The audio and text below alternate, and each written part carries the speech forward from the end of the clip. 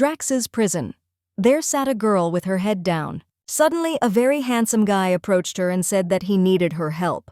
The girl immediately beamed and said that she was completely at his disposal. The guy said that he should become emperor. The girl was surprised. It seemed like he was planning a rebellion or something worse. The Hexen Empire already has a current emperor as well as a crown prince ready to ascend to the throne. The current emperor's younger brother, third in line to the throne. He comes immediately after the prince and his brother. Despite the fact that there are two strong contenders in front of him, they can be gotten rid of quite easily. The girl giggled shyly and noted that he was after all a Grand Duke. The gentleman noted that it seemed that some rumors about him had already reached her. Otherwise, she wouldn't have laughed right in his face. The girl confirmed this. She asked again if there was anyone in the Empire who had not heard of him. He is invulnerable, the beast of the borderland, the black wolf of the battlefield, the might of the Empire, and the shame of the imperial family of Hexen, whose brain is even made of muscles. This is Rexed van Hexen. In someone so aggressive and cruel, a person will not see a drop of elegance and restraint inherent in members of the imperial family, even if you put on rose-colored glasses. Actions, not words, cruelty, not law. Even though he was a nobleman, no woman would dare to propose marriage to him. To top it all off, the now calm emperor had given him the borderland of the empire, the land of Drax, located in the cold north. A subtle hint that his place is only among wild animals, nothing more than an attempt to throw the source of shame out of the imperial family. However, Rexed van Hexen really did put all his efforts into the work assigned to him, since the borders of the empire, which were under the strict supervision of the Grand Duke, were never captured. In conclusion, the girl can say that the man in front of her simply has no chance of becoming an emperor. In its entire history, this world has never known such ignorant leaders, especially those who had nothing but strength. The leaders were smart and cunning. They got everything they wanted as soon as they opened their mouths a few times. The gentleman noted that he probably knew that she knew that he had air in his head, and the girl noted with a smile that his head was clearly empty. Rexed said that he needed her to work her head for him since she had something. Now the girl understood why he came to her. She didn't understand how a pathetic petty criminal like her could even, in theory, help the Grand Duke become emperor.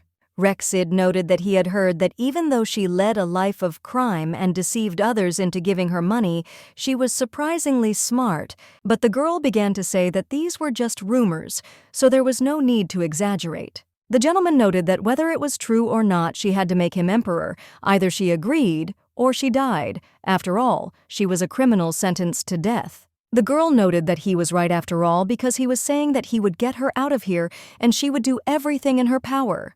The Duke confirmed this, and the girl understood that she didn't even have a choice. Even though her talents are trivial, she does everything she can to help His Majesty. He likes how quick she is at catching on, and he will personally make sure that she is rewarded handsomely if everything goes well.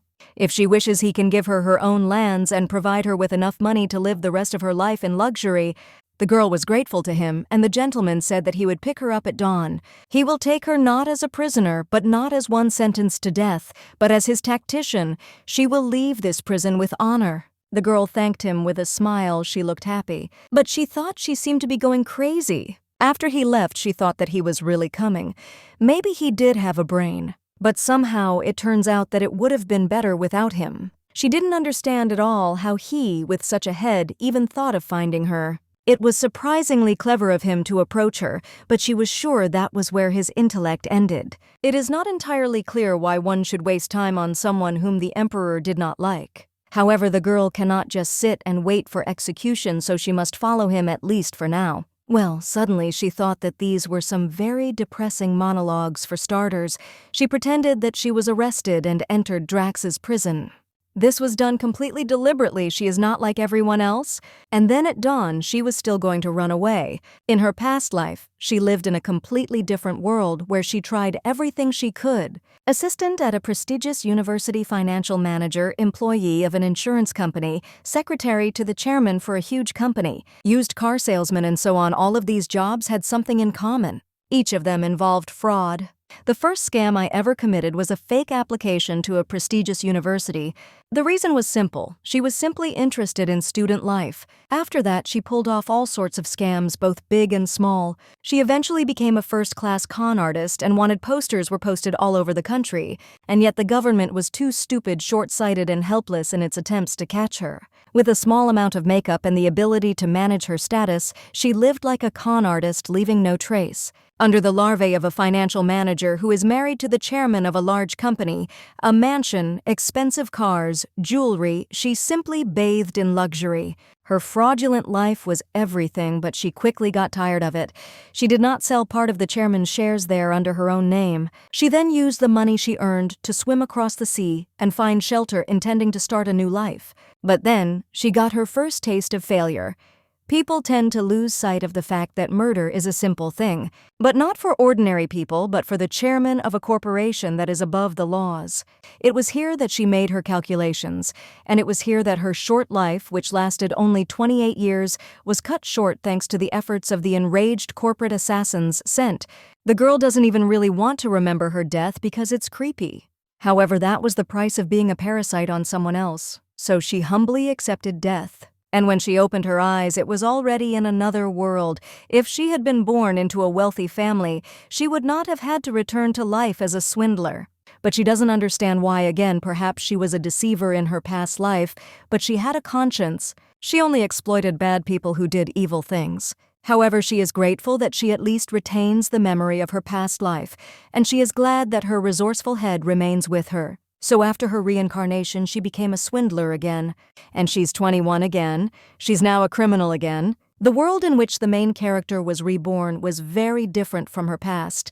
It reminded her of the Western Middle Ages. And although their study of science did not go far, it was compensated by magic. It is worth noting that human life by the standards of her world was worth almost nothing here. If a peasant without money or power committed a crime, he could be executed on the spot. But despite all the difficulties, being a criminal here is even more interesting. If you have enough money, then it's easy to get useful magical tools for your scams. The girl was slowly preparing to make a name for herself and become the most famous swindler in this world. She learned local customs, studied the etiquette of the nobility, and learned to make a potion for self-defense. She also took advantage of her skills in using cosmetics from her past life, constantly changing her personality throughout time. Why did the girl start saving the money she got from her scams? And at this point, he has achieved the status of a first-class criminal, a death row inmate known as the Faceless Con Artist. Of course, it's funny that there is no face on her wanted poster, but the inhabitants of the empire are terrified of Ali heard her name, but an agreement was written about her title of Genius of the Art of Deception. So she wondered if the Grand Duke himself would visit her in prison to ask her criminal to become his tactician if he had a choice. He then said that she would definitely have to help him. She even became curious whether she could turn this narrow-minded individual into an emperor. But that's where it all ended. Unfortunately, she's not one of those who wastes time on meaningless nonsense that's not worth a penny. So now is finally the time to escape. She has an hour and a half before the next guard passes through here. This should be enough to take advantage of it. The devices used throughout the prison are mostly made of an alloy containing a large amount of a metal called aluminum. Cheap Goleman is easy to confuse and has a low melting point. So if she holds him like this for a little while, then he can become the key with which she can open her legs. Escape from prisons very simply, voila, and the key is ready. Now, high-risk prisoners are kept in solitary confinement cells with no toilet, so she had to use this hole. But thanks to the pumping system connected to the cell of each especially dangerous prisoner, escape becomes a reality. Morning, 7 before noon, noon evening, 9 afternoon. At this time, water is supplied to the pipes in order to wash away impurities. She needs to escape before 7 if she doesn't want to drown in feces. She had already said goodbye to Drax's damned prison. She also remembered that she had simply forgotten to say goodbye to the Grand Duke. She wished him to become emperor as he wanted and to rule long and idly. The most wanted criminal in the Hexen Empire is called Viper. Maybe she got this name because of her talents with poisons, her unrivaled success in the art of deception. Even though she's a little stuck up, he likes her eyes. Who would have thought that under the guise of a viper, there is a young girl who was probably a child not long ago? The Duke asked if she was really as smart as they said. The servant noted that, of course, this was true. She had been wanted for disturbing the peace in the Empire for 4 years already. This is the butler, Owen Schwach. Since she is so handy for money, she will work hard if they offer a good amount. The butler remarked that he thought that was indeed the case, but only if they could offer her more than she was getting from her scams. However, if they take her with them, the Duke must never trust her. He can trust anyone in this world but not a viper. The Duke asked again how many more times the butler intended to repeat this, because he understood it the first time. He is simply concerned about the personality and His Majesty and the tendency to turn a blind eye to the actions of those whom he considers his people. The butler tried to say something again, but the Duke interrupted him and asked how he was supposed to understand it. When they approached her cell, they saw that it was open, and there were many officers nearby. They were in complete horror when they saw His Highness before them. The man went inside and saw that there was an open hatch and her shackles. The Duke demanded an explanation of what the hell had happened here. The men immediately bowed their heads and reported that the viper had most likely escaped. The Duke turned to the butler and asked him to find out how she escaped and report it to him. He hoped it wasn't because one of the guards had stolen a key. Owen asked the gentleman not to rush to conclusions. Everything could be much different. The butler walked over to the fork on the floor and said it looked like she had melted it and used it as a key. This is probably how she opened the shackles and the drain grate. This means that she didn't punish the key, she was still able to escape. He still wants to hear an explanation of how the viper ended up with the tableware. It's a big question how someone could steal sharp instruments, considering that there are magical metal detectors placed all over the building. The guard tried to say that he checked, and there were no problems with the detector at all. The Duke asked again whether the viper had really passed through him yesterday. The guard hesitated when he heard that the gentleman was asking about yesterday's detector. He started with the lantern, but basically she passed through it. But when it lit up red, then he asked her what was going on and asked what she was doing there. But the girl didn't understand at all what he meant. There was no way she could have carried something through the detector, so she didn't understand why she should try. And then she noticed that she had completely forgotten that she had tied her hair with a spoon. She apologized and said that her hair was just in the way while she was eating. And from this, she completely forgot that she had stabbed them with a spoon. The guard was of course surprised, but now he understood what the matter was. If she was trying to steal something, she would have taken a fork or a knife, but not a spoon. My city told her to be more careful next time. He said he was sure he had taken the spoon from her. There was no way she could have returned it. It looks like she deliberately put the spoon in her hair to distract the guards. Even if she were 100 times a viper, there was no way she could bypass a working metal detector without first turning it off. She hid the fork she had decided to steal somewhere on her body. In this way, she deceived the guards by chaining them with a spoon in order to blame the alarm on her. The Duke and the guard were in shock. They did not expect this. The Duke laughed and felt very amused by this. He noticed that this girl was really something. Just like Owen said, she's not the one who's going to deal with the idea of being executed soon. That is exactly it, but the Duke is interested in something else. He asked why the viper was caught in his lands. She carried out her activities so carefully and meticulously that her identity could not be established for 4 years. But suddenly someone began to shout an appeal to His Highness. It was other guards who wanted him to order their execution. The Duke did not understand what the matter was and asked again. The guard reported that His Majesty's treasure had been stolen from the safe in the basement. The Duke became a little nervous and asked if he meant his ring. The blue mineral symbolizes the noble line of the imperial family. This is an elfer. Every time a member of the imperial family is born, he is given a ring or bracelet decorated with an elfer. The fact that such a treasure cannot be lost is obvious. The imperial family will value these gifts no less than their lives. They give them various magical abilities and hide them in the most unexpected places. But now such a gift has disappeared. The butler noted that he now understood everything. This meant that she came here for the treasures of the imperial family. The reason she revealed her personal information was because she needed to get into Drax's prison. The Viper deliberately allowed herself to be captured so that she could be brought here to the ring. The Duke would never have thought that a person could be so brilliant. The butler noted that the gentleman had heard what he had said to him. If he had not prepared protective measures, it would have been terrible. Earlier, the gentleman was shocked by some kind of enchantment. He said it was a spell created to prevent slaves from escaping. The use of poison made from the master's blood is the principle of the bond between the master and the slave. The moment the owner activates the enchantment, the slave experiences terrible suffering. He instinctively returns to where his master is. The Duke noted that there must be trust between the employer and the employee. If he treats her like a slave, going so far as to use enchantment on her, then there is no chance that the Viper will trust and help him. The butler noted that he was so concerned about the rights of other people that it was hard to tell that during the war he personally killed non-soldiers. The Duke noted that he simply did not understand that was something else. The butler remarked that he understood perfectly well what he was trying to say, but alas, there was nothing more they could do. Viper will never join them unless they force her, he is sure of it. Even if they are lucky enough, we won't be able to catch her again. She will just find another way to escape. The Duke had no intention of going that far, but it looked like he would have to. Finally, the main character was able to breathe a sigh of relief. This ring was so damn beautiful. Soon she would run away with this ring straight to Eisenbach. Eisenbach thrives on the sale of magical stones they mine. Now that she has the imperial treasure, her next legend will be the illegitimate child of the Hexen Empire. Then she will contact the royal family of Eisenbach in Tanya and reveal her identity to them. She can already imagine what kind of face the Grand Duke will have when he realizes that the ring is missing. But suddenly she felt very ill and fell to the ground. She squeezed the grass with her hands because of the pain and believed that it was poison. Most likely the paralysis causing Schiffen or Peralton. Schiffen causes immediate death when consumed.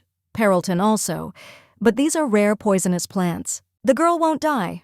That's for sure. She developed resistance to poisons, consumed them in small doses, but when she could have been poisoned by something is completely unclear. She began to believe that the poison was mixed into the food they gave her in prison. It was colorless and tasteless. She didn't notice anything and the food didn't have a specific smell, so it was definitely not Schiffen. But if it's Peralton, then her body will soon be completely paralyzed, and she will hardly be able to blink normally. Her body moves on its own. She doesn't understand when this will happen. When she crawled to someone's feet, the pain stopped. When she looked up, she saw the Duke in front of her, asking where she was going. The girl began to worry because in front of her was Rexid Van Hessen himself. It was worth suspecting something was wrong when they grabbed her with such ease, but he was not a fan of thinking ahead, so he did not expect this.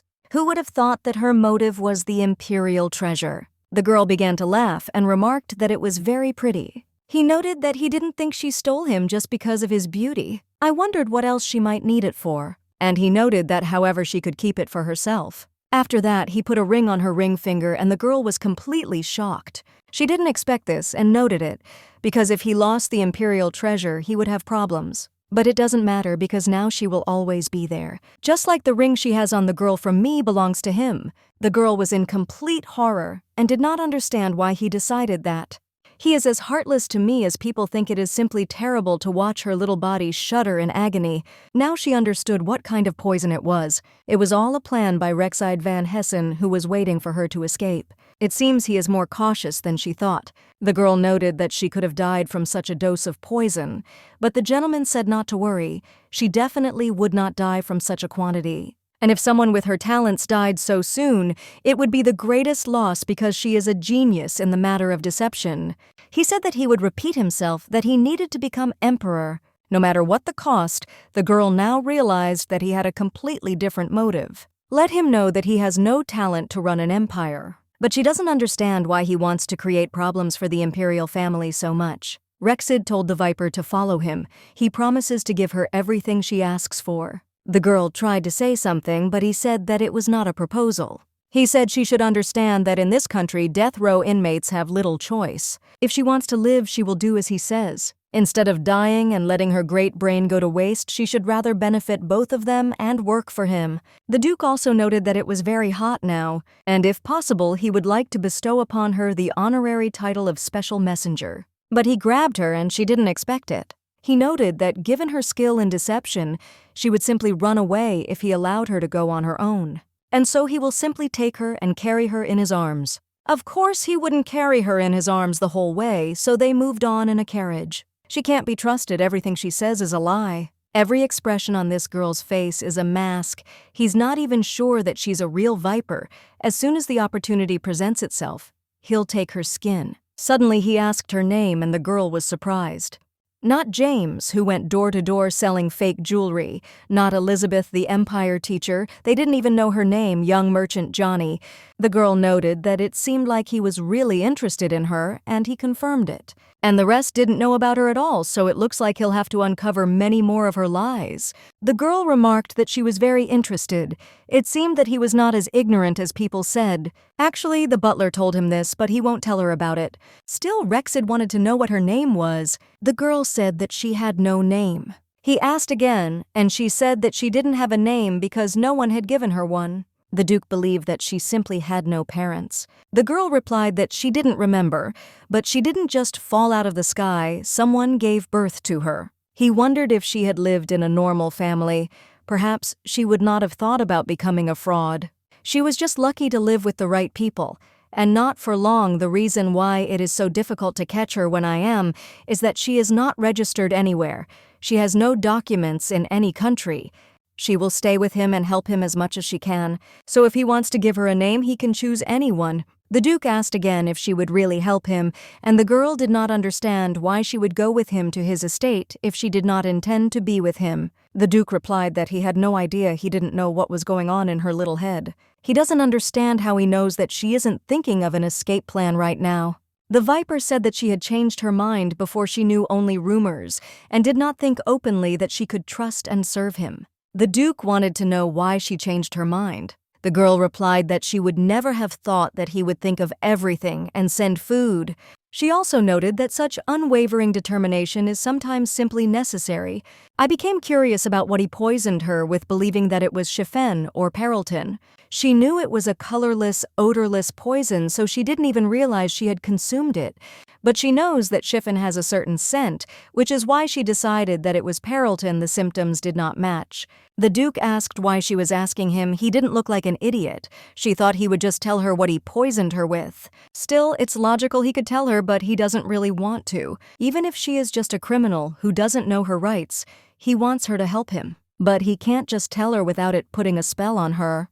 The girl said with a smile that she was still asking to give her a name she would agree to, any. This young lady is very pretty. It was a waste of her wits to commit fraud, but without that talent, she would have had to deal with many of the problems herself. It would be difficult for a beautiful commoner to live a normal life here in the Empire. He'll probably have to think about a name, but he agrees. He noted that he had to admit that he had not expected the brilliant swindler to be so beautiful. The girl even became embarrassed. She noted that he had better stop trying to tear off her face. She noticed that her face was real, and she could assure him of it. The Duke realized that he was caught, and she said that she agreed with him.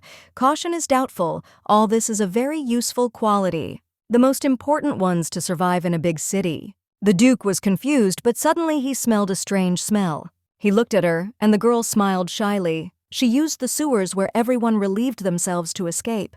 The Duke noted that nothing could be done about it. He asked the coachman to stop the carriage. They entered a beautiful store. The girl was in shock. Right from the doorway, the Duke informed Madame that he was buying the entire store. He buys all the clothes, but the size must be suitable for this girl. The Viper immediately began to say that one set of clothes would be enough for her. But he didn't understand how one could live with one set of clothes if they got dirty. She couldn't just wash them and wear them again. The girl said she thought he did the same, but the Duke was horrified. The Viper said that she did not understand how she could wear such expensive clothes. Of course, she washed them if they got dirty and wore them again. The Duke did not agree with this and said that he did not understand what she was doing with all this stolen money. He asked, "But what does she spend it on if not on clothes for herself?" The girl replied that she had been providing shelter, and since the day she was abandoned in a dark alley, there were many sick people there, and the medicine was very expensive. She hasn't spent a penny yet, she's on luxury items. But the Duke said something like, as long as she belonged to him, she didn't have to worry about money. If there is something she needs, she can just tell him she is at that age that you want such things. The girl confirmed his words because everything was really so. But if she were in his place, she most likely would not even be able to make a final decision in such a situation. So without thinking, she suddenly asked if he was seriously going to buy her all this because such an offer seemed too generous to be true. The Duke just looked at her in surprise. Of course he would do it, and he didn't understand why she was asking such questions, since he had already decided everything himself. However, the girl did not calm down and, still doubting, asked whether she could really accept these things, because such a gift seemed impossible. Rexid confidently replied that she certainly could. Starting today, he would buy her anything she wanted. All she had to do was say so. So don't be shy or doubt, but if it's so hard for her to choose, then let her choose at least one outfit to wear right now. The girl, having become a little bolder, began to walk around the store and stopped at one pink outfit, became interested in it, and asked the saleswoman about it. The Duke immediately turned to Madame, informing her that this outfit suited her, and therefore it should be properly prepared since she was going to put it on now. Without wasting any time, the woman immediately began preparing, quickly tidying up the dress and then handing it over to the girl. At the same time, she noted that the store has a separate room where the girl can calmly change clothes if she wishes. Viper hesitated.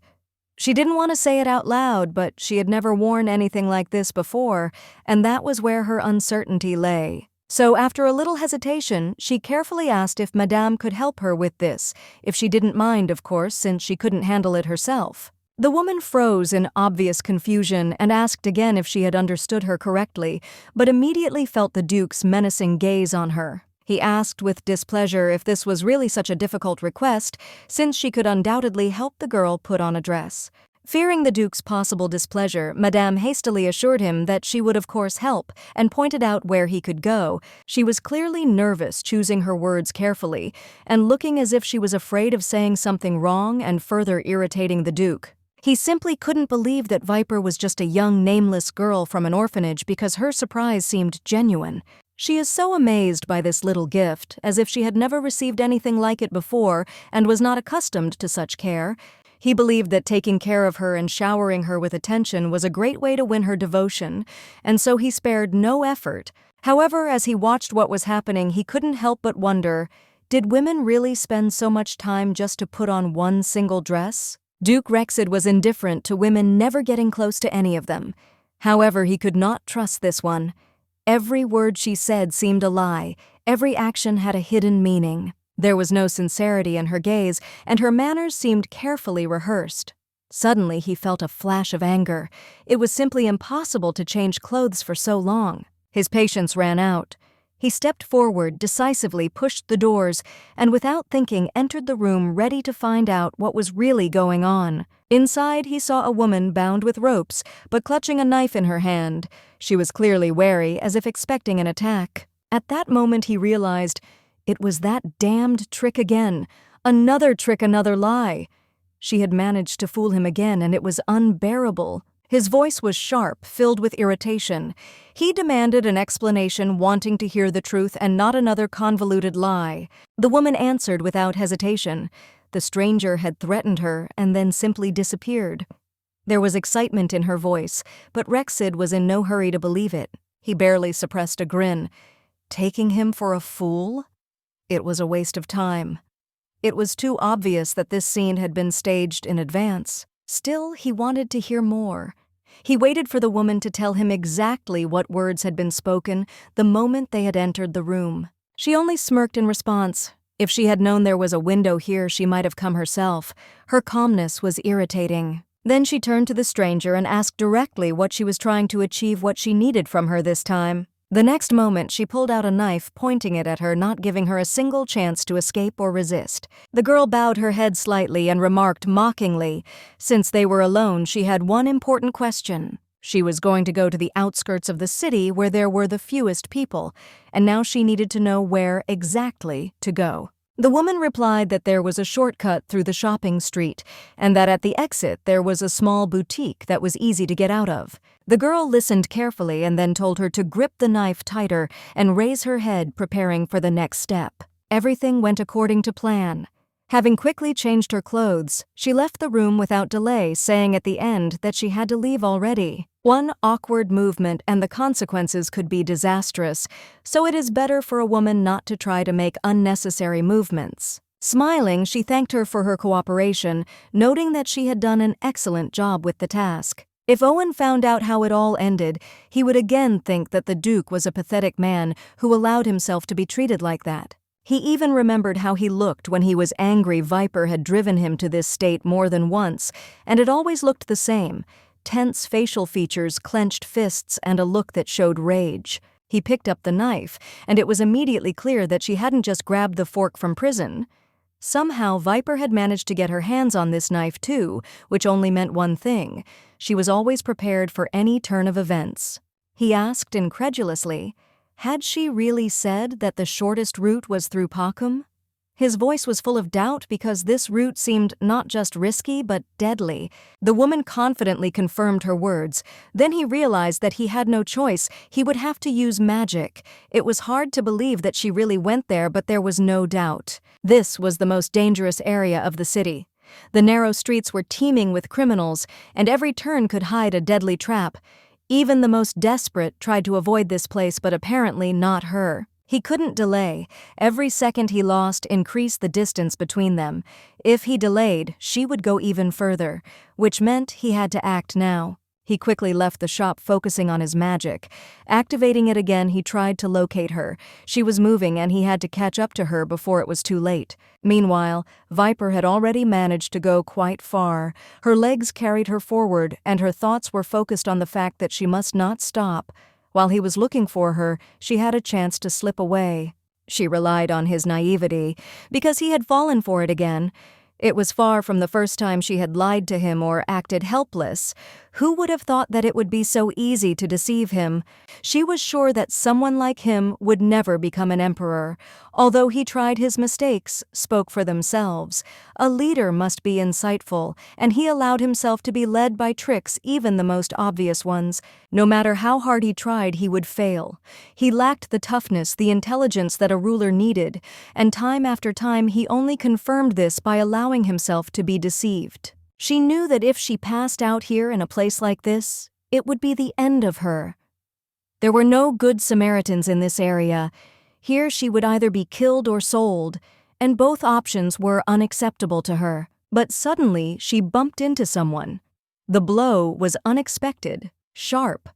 For a moment, her vision blurred, but soon the figure of a stranger appeared before her, and something about him immediately seemed dangerous to her. At first, she couldn't see him clearly, but when her eyes adjusted to the darkness, an unfamiliar man appeared before her. His face was foreign to her, but his gaze betrayed a man accustomed to power. He came closer, never taking his eyes off her, and mockingly asked what such a noble lady was doing in such an inappropriate place. There was a mixture of curiosity and obvious threat in his voice. Viper instantly realized that the situation was becoming dangerous. If she had known that she would face such a turn of events, she would have chosen clothes that would allow her to move faster. Right now, her outfit was getting in the way. The man reached out to her, clearly intending to grab her, but she reacted in time. Her body responded instantly, and she managed to jump to the side, getting away from his hands. She grinned and promised to show him something unusual, her little trick. There was confidence in her voice, but inside, she felt a slight tension. However, when she tried to demonstrate what she had planned, her body suddenly weakened and she collapsed onto the cold floor, unable to maintain her balance. This feeling was already familiar to her. She had experienced exactly the same in the forest. It could not be ordinary poison. Its effect seemed too strange and unpredictable. Most likely it was magic, but its nature remained unclear. Perhaps it acted precisely at the moment of application of force because the girl did not feel pain, and her body seemed to no longer belong to her. The man watching her came closer, his eyes flashing with joy. He had clearly expected this outcome, but it didn't come as a surprise to her. He didn't bother to explain what was happening to her, so she had to figure it out on her own. It made her angry, but she wasn't going to show weakness. The man laughed, looking down at her. He sarcastically noted that it seemed she had overestimated her strength and was now paying for her self-confidence. He added with undisguised sarcasm that her outfit was indeed very nice. His words sounded mocking, and there was a clear hint of malice in them. Then, shaking his head with a smile, he remarked that she must be mad to decide to crawl on the ground in broad daylight like a miserable beggar. He mockingly asked where she was so eager to go, and mockingly suggested that she hurry up since such a beautiful lady clearly shouldn't linger in such a position. The girl watched him in horror, not believing that he was saying all this seriously. His behavior seemed completely inadequate to her, as if he had lost touch with reality. The man slowly approached her, his smile not fading. A dangerous glint flashed in his gaze which sent an unpleasant chill down her spine. He spoke again, wondering what she had pumped herself up with to look in such a pitiful state. There was undisguised curiosity in his voice. He then suggested that people like her were unlikely to buy the cheap junk sold on the streets since they always had access to something much more valuable. He said with confidence that she must have something better hidden away and hoped that she had saved some for him. There was a hint of blatant innuendo in his voice, but suddenly he froze, raised his head, and the next moment his face was distorted with surprise. He clearly saw something that made him tense up. The viper also raised its head and barely had time to notice how the man flew to the side as if he had been struck by an unknown force. Everything happened too quickly. Blood flashed in the air. He was dead. His body collapsed to the ground and scarlet drops scattered across the floor, painting it a dark color. The girl turned her head to the side and saw a huge man. He looked at her with a gloomy expression and coldly asked if she wanted to die. He stepped closer, hovering over her, and then with a slight grin asked why she was sprawled out there as if this was the most comfortable place to rest. It took Viper almost 20 minutes to get to this street from the boutique. She thought she had gone far enough, but the Duke was faster. He had already caught up with her. She desperately tried to crawl further away, hoping to increase the distance between them. However, her strength was waning and her legs wouldn't obey her. At this time, the Duke without hesitation approached her. Pursuer grabbed him by the face and squeezed him so hard that he did not even have time to react. Viper looked at this picture in amazement. How could he lift this brute so easily with one hand? There was not even a hint of tension in his movements. The girl rose to her feet and without losing her composure asked the Crown Prince to wait a little. It was important for her to do this before the Duke did something radical. She knew in advance that everything would end exactly like this and tried to stop him beforehand, but now it was useless. The situation had already gotten out of her control. The Duke reminded her again of what he had already said. The ring would not go anywhere, and now she had no doubt that it was simply impossible to get rid of it. The Viper realized that as long as this ring was on her finger, she would not be able to hide. Running was useless because her every move was under control. She admitted that she thought so. She took the ring with her only in case of need, but as it turned out, it did not help to avoid problems. The girl asked if the Duke was using a spell, and he calmly confirmed it, seeing no point in hiding the obvious. Now everything was completely clear. She couldn't run away, and even asking was useless. The Duke knew perfectly well that she understood this. Realizing that resistance was pointless, she simply expressed gratitude for his quick response. Otherwise, her dress would definitely have been ruined. The Duke looked at her with obvious suspicion. He was sure that she was going to run away again, and he had no doubt in his guess. Viper tried to dissuade him. This time she didn't even hope that she would succeed in escaping. The realization of magical control killed the last hopes for freedom. Now that she knew the spell was working, she wasn't going to do anything stupid again. The only question was what would happen next. The girl looked at the Duke carefully and asked why he was looking at her so strangely. There was something incomprehensible in his gaze. In response, without further ado, he picked her up in his arms and headed in the other direction, leaving her no choice. Viper sighed and tried to explain that she could go on her own. There was a conciliatory tone in her voice. She didn't want to argue. She began to apologize for running away, but the Duke cut her off. He made it clear that her feet would not touch the ground until she reached the estate. Moreover, he advised her not to even try to break free if she did not want to make her situation worse. Well, she had no choice. She wasn't going to end up like that poor guy, so she'd stay here for now as valuable cargo. Here comes her second kidnapping. Only this time she didn't even have to resist. It all happened too quickly. The Duke carried her right to the gates of the estate, never letting her go. She had no doubt that he would do just that. The butler, seeing such a picture, was clearly surprised. He did not expect to see the Duke calmly carrying her on his shoulder as if it was the order of things. The butler looked at the Duke carefully and asked with slight bewilderment what he had in his hands and why the gentleman had returned at such a late hour. It was clear from his tone that he had not expected such an appearance. Rexid sighed tiredly and said with displeasure that this girl was running around the city like a mad woman, not giving him a single chance to catch her. Hunting her turned out to be more difficult than he expected. Hanging upside down, the girl finally decided to speak up and ask to be put down. The blood rushed to her head, causing everything around her to throb and hurt unpleasantly. The Duke did not continue to mock her and carefully lowered her to the floor. Her legs could barely support her weight and dark spots flashed before her eyes. Her head was spinning from the sudden change in position. Owen straightened up abruptly, greeting her in a solemn voice. He quietly announced that she was now a guest at the Grand Duke of Hessen's estate, and she would do well to remember that.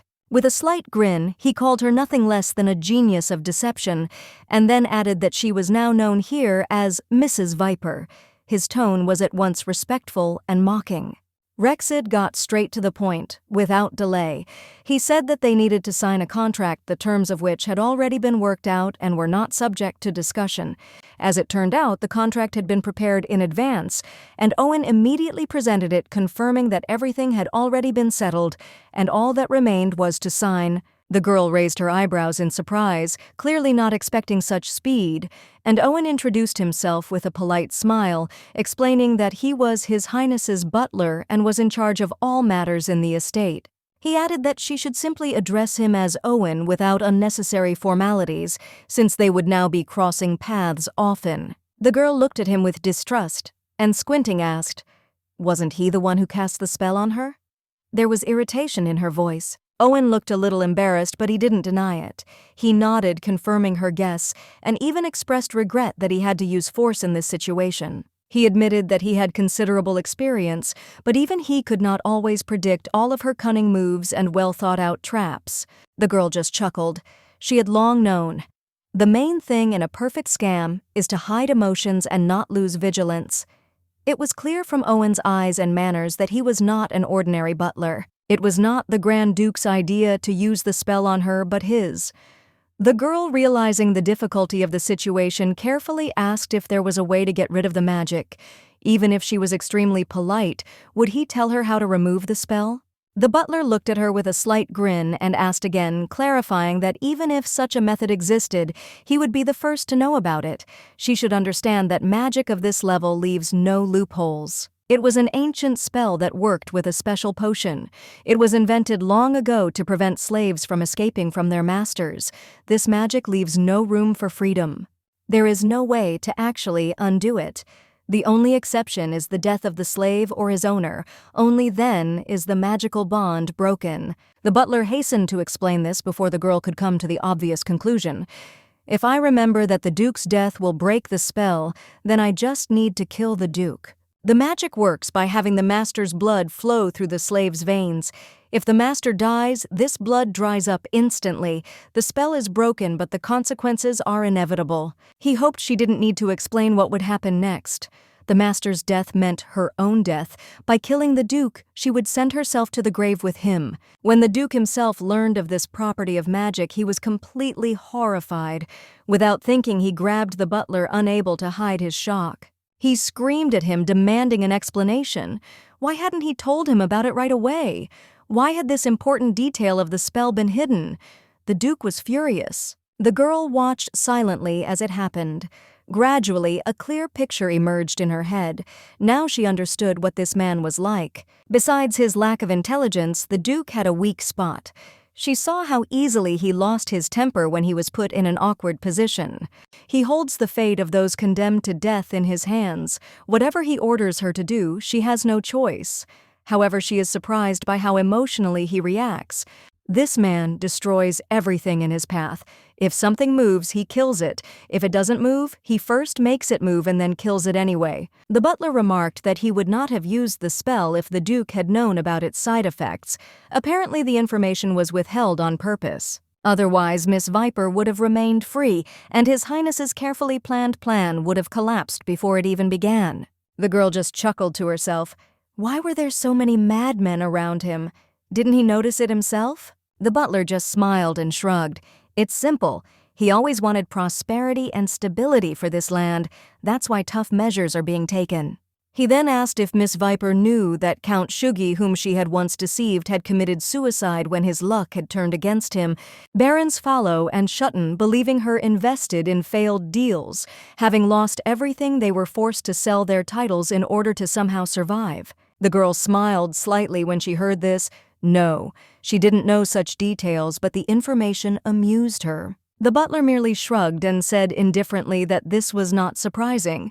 All these people, one way or another, deserved their fate. Count Shugi didn't just run a business. He controlled an entire network of illegal human trafficking operations. His slave market was the largest and most influential in the region. And the two barons with whom he collaborated were co-owners of a huge casino that brought in fabulous profits. However, the Duke had no doubt that Miss Viper knew about their dark deeds even without him. All of the victims of Miss Viper's robberies used their wealth to evade the law and escape justice.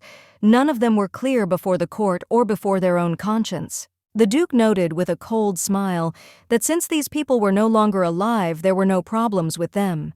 However, this did not mean that all the crimes of Miss Viper herself could be so easily forgotten. And the girl herself did not commit these daring robberies for someone else's benefit. Her goal was never to atone for evil or protect someone. Of course not. She simply chose goals that she would not regret later.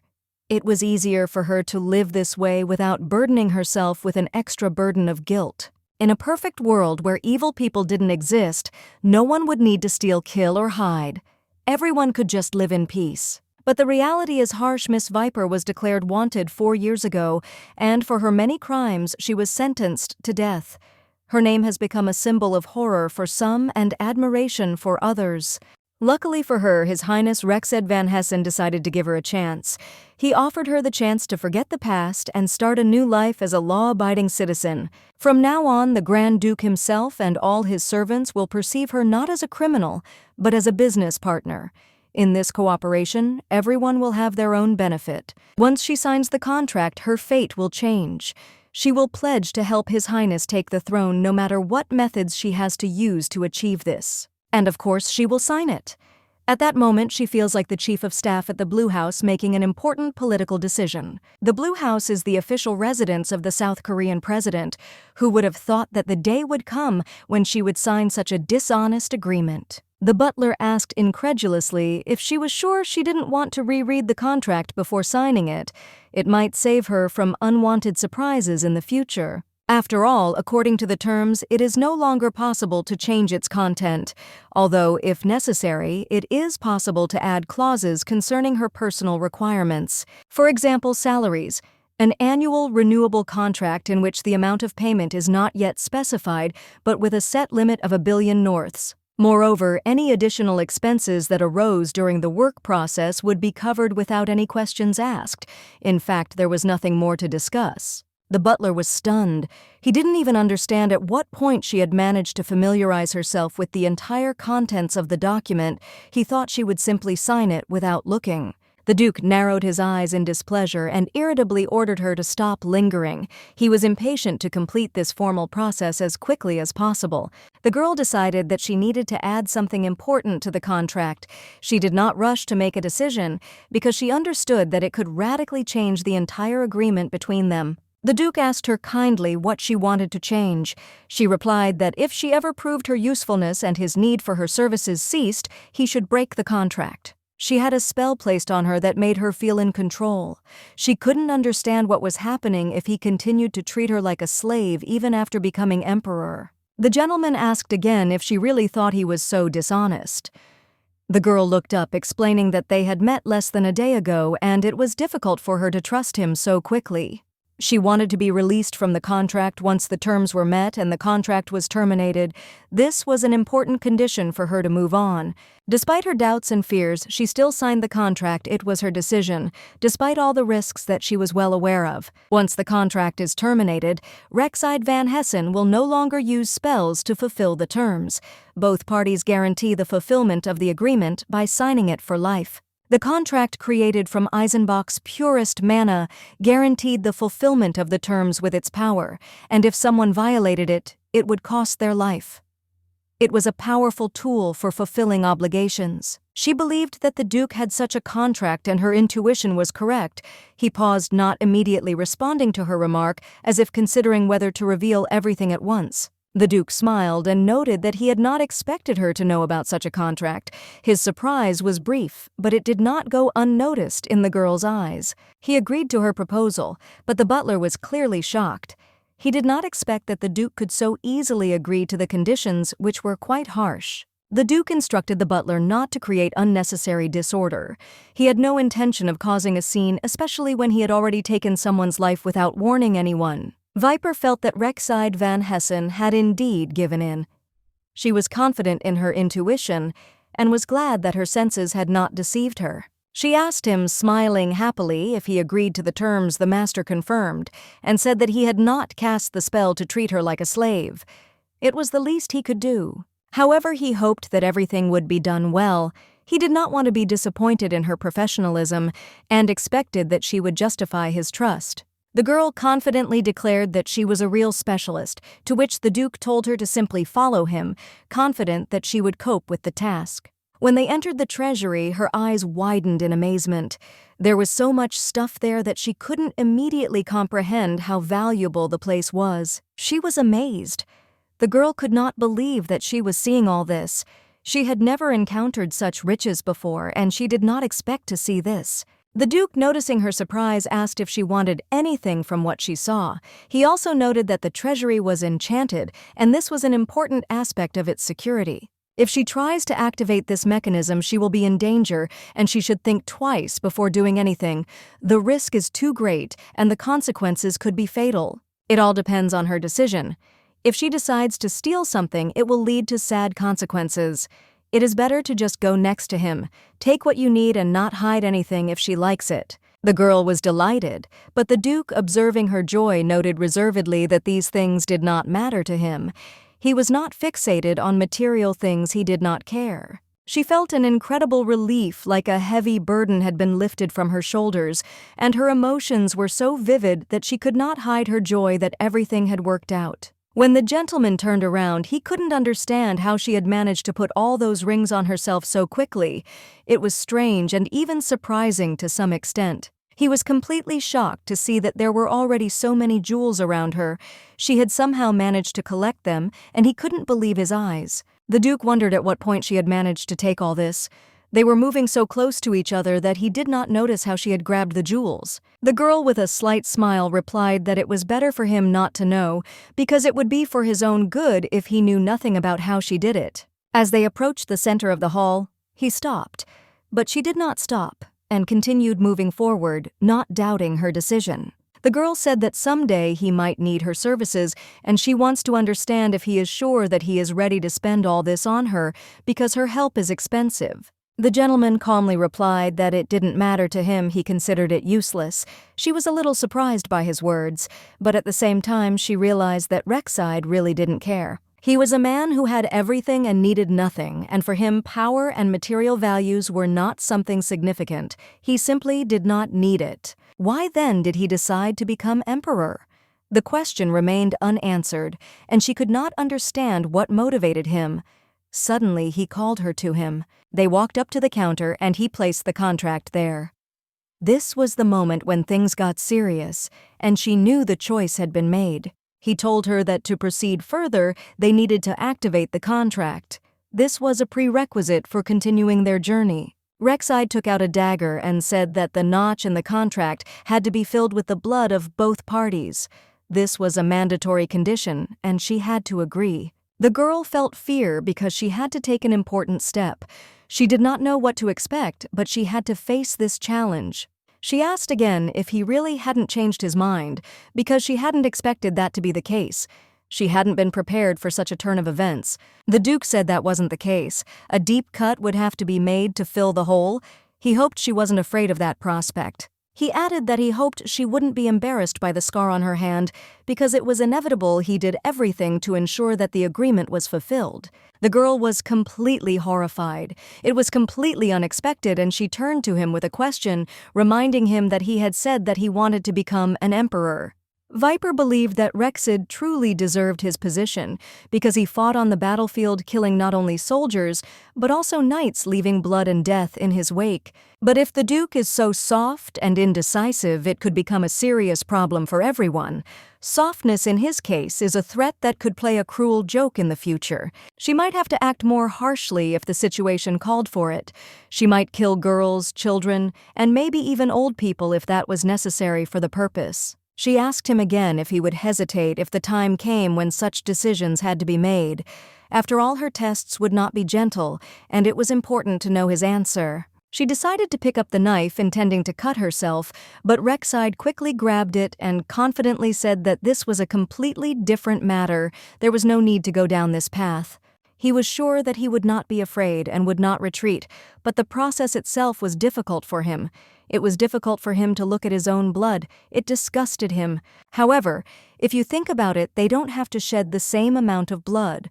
All that was required was to prove their readiness and decide how important this moment was. Viper was in complete shock as she watched Rexide cut his own skin without the slightest hesitation. He didn't hesitate, didn't think twice, just did it like it was a normal thing. Rexid asked for her hand, and she without thinking came closer to him, ready to fulfill his request, despite everything that was happening. They moved in this direction without turning back. He carefully cut her finger, and she felt a drop of blood roll down, symbolizing the conclusion of their contract. It was the beginning of a new path for both of them. The contract was concluded in such a simple, even primitive way, but that was its strength. It was honest and direct, without unnecessary words and ceremonies. Viper thought wryly that this way of concluding such an important contract seemed a little primitive, but perhaps that was part of its strength. Simplicity. The Duke, looking around at everything that was happening, noted that since she had agreed, it meant that she believed in his intentions and did not consider him capable of making her his slave. Dvoretsky, for his part, added that trust is an important thing, but you can't trust everyone. Even the sky has its dark sides, and no one should trust so easily. Viper noticed that his butler was really smart, and without him Rexide would definitely not have managed. He was a man who always knew what to do in difficult situations. Rexide suggested that they focus on building trust between them. Now that the contract was binding them, he would trust her, but she couldn't think that he could be fooled. The Viper noticed that the Duke was probably afraid to hear from her that she was going to deceive him. This made him wary, and she decided to clarify the situation without giving reasons for misunderstanding. In response to his concern, she became a little angry but tried to calm him down. She said that she understood his doubts perfectly well, and now everything depended on whether he decided to believe her words. The Duke expressed a desire to believe her, but he still could not shake the feeling that she was hiding something.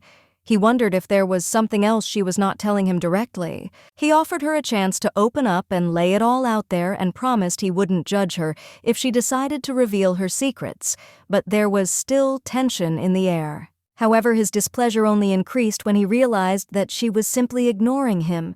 This made him even more angry, and he felt his patience running out. The Viper, despite the tension of the situation, began to laugh. Suddenly, she peeled off her skin as if freeing herself from something unnecessary and revealed who she really was. Under the mask was a completely different face. It was a girl with short pink hair. She stood up confident in her choice. This was her way of getting rid of everything unnecessary. She added that she looks much cuter this way and she likes this new look, but in reality she always tried to make the mask more perfect than her real face. The girl explained that the color of her hair and eyes was just a mask, an attempt to hide her real face, which she always tried to make more confusing and secretive so that people could not expose her. The Duke looked at her with horror and asked if it was really her. She, with a slight expression on her face, asked him again if he really wanted to make sure. He started screaming in panic that she was crazy. He just wanted her to tell him the truth, not to show him anything else. He was ready to accept her words as long as she didn't hide anything. After that, the Duke turned and walked away. The Viper, a little disappointed, asked him not to be angry. Her request was gentle, but there was still a hint of resentment in it. She remembered that the last time she showed her face to anyone without a mask was when she was a 6-year-old girl. This memory was painful and scary for her, but also important. The Duke was shocked to realize how she had to live with such a condition from such a young age. It changed his view of her, and he began to feel more sympathy for her. Viper explained that her face changed with age and for her safety, she was forced to hide it to protect herself from possible threats and unpleasant situations. The Duke, still confused, remarked that she could probably just change her face to begin her manipulations again. He continued to think that her real face might be completely different. She, smiling slightly, noted that she had almost forgotten another important point that she had to reveal. The Duke felt that not everything was clear yet. Viper took off her lenses and apologized. She admitted that she had gotten so used to them that she had completely forgotten that they were just part of her mask. They were another layer of her multi-layered personality. The Duke, curious and cautious, approached her and began to carefully feel her face. He was sure that she was no longer hiding anything that could cast doubt on her words. He hoped that now, after this, she would not hide anything important from him. His gaze was full of hope, but also wariness, as if he was prepared for any turn of events. The Viper, smiling weakly, declared that she was not hiding anything from him anymore.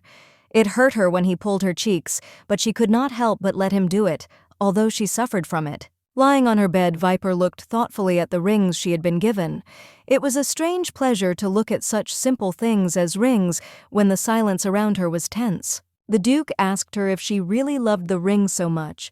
He still didn't understand why she was so attached to them, since they were simple ornaments and not something meaningful to her. The Viper replied that she didn't particularly like the rings, and she didn't understand why she had allowed him to kidnap her earlier, not realizing that her life had been full of bad decisions and compromises.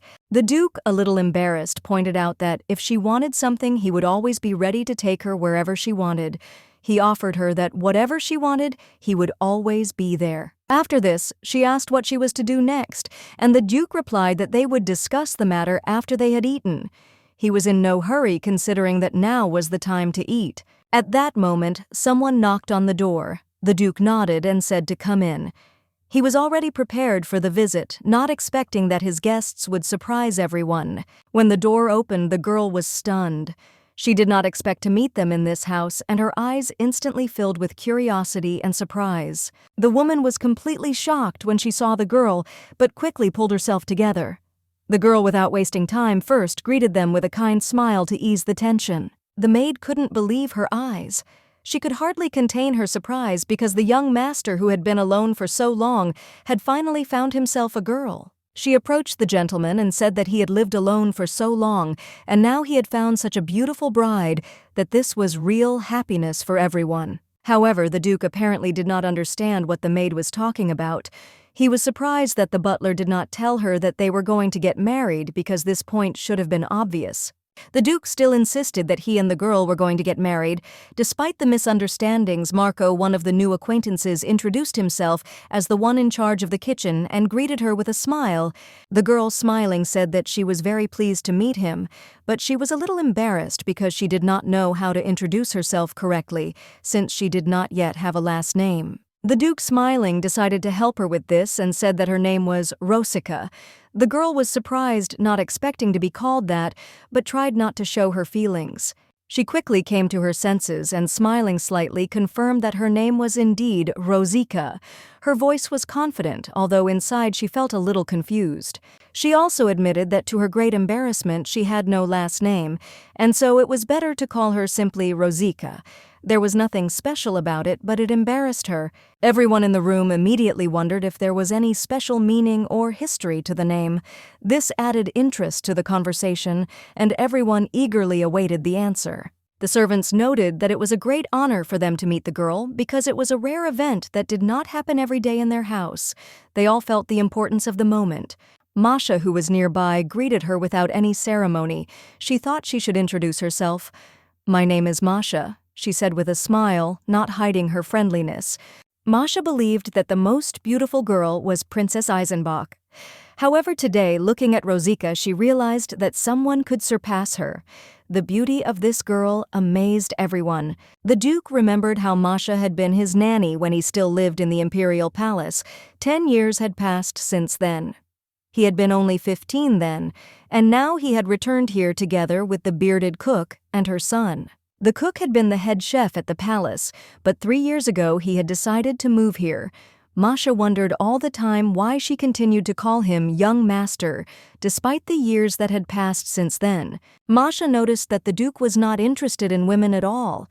This surprised her because she did not expect him to invite a lady to visit after everything she knew about him before. The cook with a smile on his face said that the Duke had never dated girls. He even began to think that he had problems in this area and did not know how to deal with it. The Duke got angry and rudely replied that the cook had better shut up Rosika. Watching this scene understood that the problem was not that he was not interested in women, but in his unwillingness to open up. The Duke, with horror in his eyes, asked what she was thinking. Masha reassured him, noting that there was nothing special about it, and she understood everything perfectly well. The cook couldn't help but laugh and said that he still hoped the food was to his taste. His face expressed genuine concern, and he was looking for confirmation. Rosika replied that the food was indeed very tasty.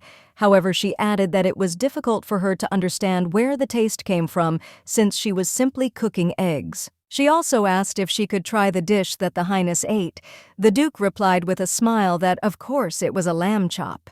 Mr. Raven was a great fan of these chops. He and Rexide, young gentlemen and peers, had similar tastes, so they often ate together. Rosika thought about it when she heard the name. She wondered how their lives were connected if he had grown up with Rexide in the Imperial Palace and they were the same age. If Rexed and the Duke were peers and grew up together, then Rexed would be the first candidate to be removed from the throne. This was not a very encouraging thought. To take the throne of the empire, one had to become the crown prince, which meant a power struggle. Rosika couldn't understand why this process was so complicated. She was at a loss when she noticed that Masha suddenly started crying. The girl could not understand what had happened and why it had affected her so much. The Duke turned to Marco, instructing him to calm Masha down. He instructed him to take her out and return when everything was finished, leaving Rosika perplexed. Rosika remained where she was lost in thought. She noticed that Marco and Masha clearly knew that the Duke had something important and perhaps even revolutionary in mind. The Duke, looking at her carefully, said that her tears were not caused by what she thought. She was not crying because of what had happened, but he wanted to finish the meal first. When the meal was finished, he promised to explain to her exactly what her job entailed. It was not what she expected, but her curiosity was so great that she was willing to listen. The previous emperor and empress had 4 children. The first was Robert van Hexen, now emperor, and the second was Reed van Hexen, Grand Duke. They both held important positions. The third daughter, Rachel Prania, was Duchess of Prania, enjoying a quiet life away from political intrigue. The fourth was Rexed van Hessen, a Grand Duke whose role had yet to be determined. Robert, the eldest son, took the throne with ease. This was expected since he was the heir. He faced no obstacles to his crown, and the empire accepted him without question. Raid, the second son, remained loyal to the emperor and actively helped strengthen the empire. He also worked to expand its territory, but did not seek the throne as he had his own role to play. Rachel, third in line, preferred to live quietly, without interfering in the affairs of state. Her life as a duchess was quiet and measured, and she did not try to change her position. Rexed was younger than his brothers and sister, but for some reason he decided to disturb the peace. His ambitions were unusually strong, and he began to strive for power, which surprised many, including his family. Rexed dreamed of becoming emperor, and to do so he had to defeat 2 other contenders, the Crown Prince and the Grand Duke of Ride. It was a difficult task, but he was determined. However, the situation was not hopeless. The Grand Duke of Ride could be persuaded to give up his claims if he was offered something in return, but to do so, one would have to be a skilled manipulator. Ideally, Rexide hoped to avoid bloodshed and wanted Ride to voluntarily give up his ambitions. He thought this would be the cleanest and most efficient path to power. The Duke, however, was certain that the task would not be easy even for her. He noted that Rexide was too ambitious to simply back down, and that it would take more to achieve his goal. The thing was, Rexide didn't just want to take the throne, he wanted to get rid of the emperor and his family. His ambitions went far beyond the usual struggle for power. However, the biggest problem was the Crown Prince, who was not willing to simply give up his position. The prince was supported by the people, and if Rexide decided to act, he would have to decide what to do with him. The girl immediately realized that in this case it was necessary to take certain precautions. For example, she could somehow seriously damage him, but fortunately, there was no need for this. She entered the room and immediately felt how cold it was. There was an unusual coolness in the air that was immediately felt on her skin. The temperature in the room was maintained by magic stones, which artificially lowered the heat, creating a coolness that was unpleasant for the body. The air also carried the distinctive smell of parsia, a substance used to prevent animal carcasses from rotting. This was typical for such places. She turned to the Duke, asking if she had understood his words correctly. He had just said that he did not consider it necessary to kill the Crown Prince. She wondered if that was really so. The Duke pulled the blanket off the bed, revealing the Crown Prince, who he explained was already dead. This explained that no further action was required. He confirmed that this was because the Crown Prince was indeed dead. He explained that the question of his murder was no longer relevant since he was no longer alive. They were both about the same age, and ever since he had come to the palace, their lives had been intertwined. Up until that point, they had relied on each other and shared a lot. He was a spoiled, soft child who saw him as his best friend, unaware that the Duke was hiding his true intentions and claws. The Crown Prince often came to Drax to meet him. These trips became habitual for him, and each time he was in search of new impressions. And this time, the situation was no exception. He came deciding that this was finally the chance he had been waiting for so long. It was an important event for him. The girl understood what he meant, but she became curious as to why he was lying. What was the Duke hiding that he decided to say exactly that way? When she looked at him closely, she noticed that they really did look alike. The prince was interested in her impressions and asked what she thought about this similarity. Rosica had spent her entire life as a criminal, accustomed to cruelty, and not considering it anything special. She was ready to reduce the Emperor's killer to nothing and not feel the slightest regret or guilt. The Duke was sure that the girl was afraid of him, that her fears made her obey. He saw something similar in her eyes, but he lacked the confidence to understand her true feelings. However, the girl insisted that this was not so. She did not feel fear of him, but the Duke confidently stated that it seemed that now she finally realized that he could be trusted, or at least feared. When a crazy killer kidnapped her with a knife to her friend's throat, Rosica found herself in a hopeless situation. But her friend was innocent, and it was his life that hung in the balance, and she could do nothing. She tried to object, asking for a chance to explain herself. However, the Duke only politely apologized and said that she would not be able to escape, that she needed to understand and accept this cruel reality. Rosica was still trying to say something, but despite her efforts, no one was listening to her words. She felt almost helpless, realizing that the time for talking had long passed. She turned to the Duke, asking him if he really wanted her to be afraid of him. Wasn't he worried that she would simply not believe him and would perceive his words as empty threats? Or maybe his concern was that she didn't trust him in the first place, and he was afraid in advance that her attitude towards him wouldn't change, that she would keep her distance. Come to think of it, she had seen the Duke deceive others more than once. His sly looks and false words were familiar to her. She could tell exactly when he was telling the truth and when he was just hiding his intentions. Rosica became a fraud not because her life was too hard, but because it was easier and more profitable for her to use her talents for deception and manipulation than to work honestly. Since birth, she had hidden abilities that helped her perfectly sense people. She could instantly calculate their psychotype and understand what kind of person was hidden behind their appearance. Rosica had long ago realized what the Duke was like, and if she was wrong, it was only in one thing. She thought he was eager to become emperor, but as it turned out, his ambitions were quite different, and she was wrong in her assessment. The Duke sighed heavily and asked again if she could repeat what she had just said. He was clearly not sure he had understood her words correctly and needed clarification. The girl noticed that perhaps her words were not precise enough. He did not want to become an emperor, as she had initially thought. In fact, his goal was revenge, and that was more important to him. The Duke laughed at her words and noted that it was quite an interesting guess. He couldn't help but ask who she thought he might want to avenge. After all, it was already becoming curious. She replied that he probably wanted revenge on the crown prince.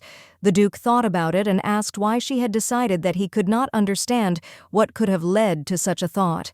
He explained that if his goal was the throne, it would be logical to kill the crown prince since he was the main rival. So his interest in revenge seemed strange to her, as if he wanted something else. The girl couldn't understand why he was continuing this pointless conversation, as if trying to confuse her.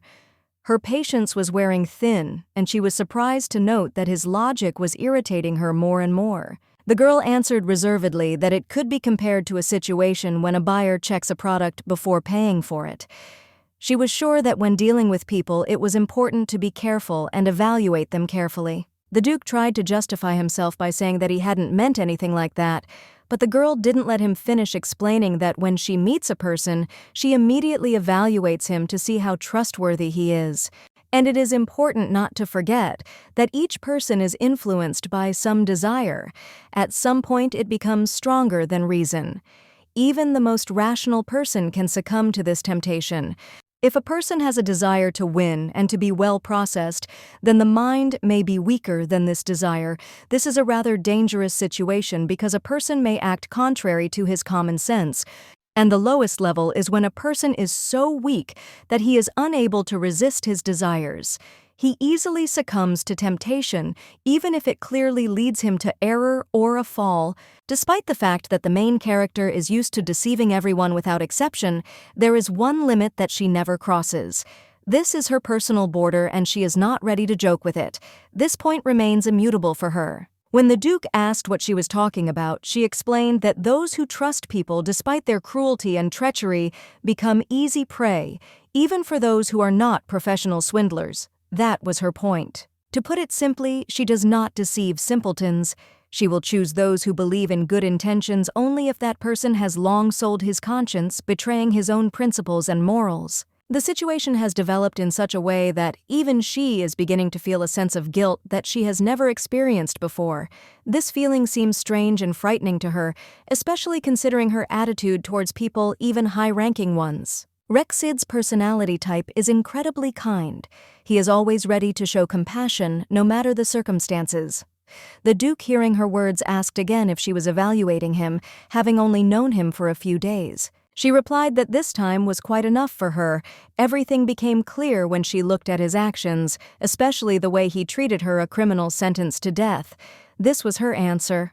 Rexid is truly a man who will be infinitely kind to his own, but is capable of acting without hesitation when it comes to protecting his trusted ones. He is ready to take decisive action if it is important for those dear to him. In addition, he believes that he can always count on those around him.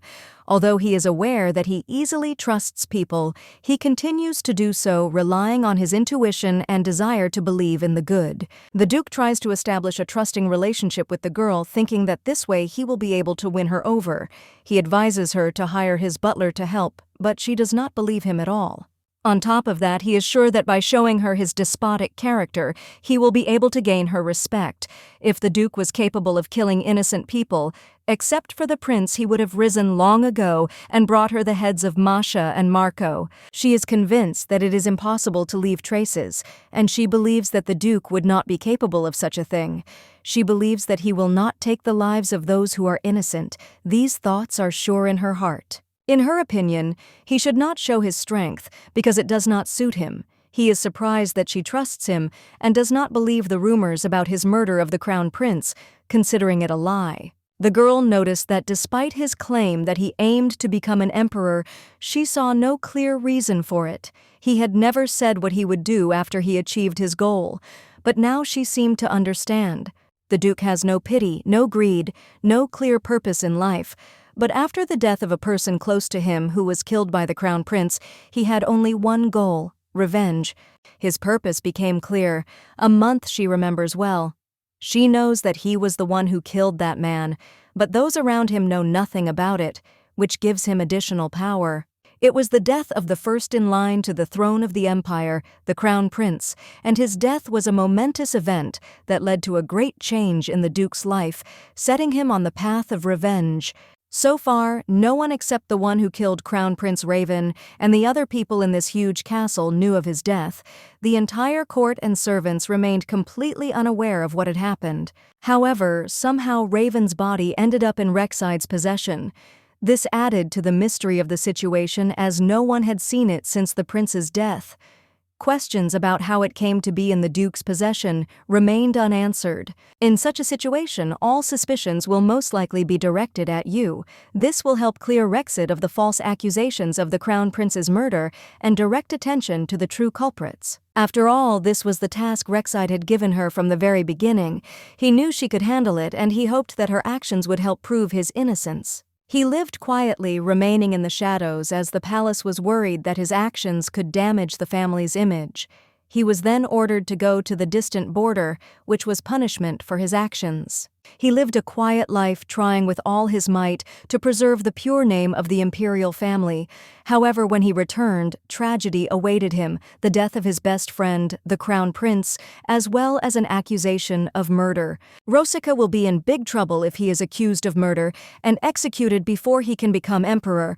In that case, all his efforts will be in vain, and his fate will be sealed. She noticed that his life was in danger and asked if he understood what she was talking about.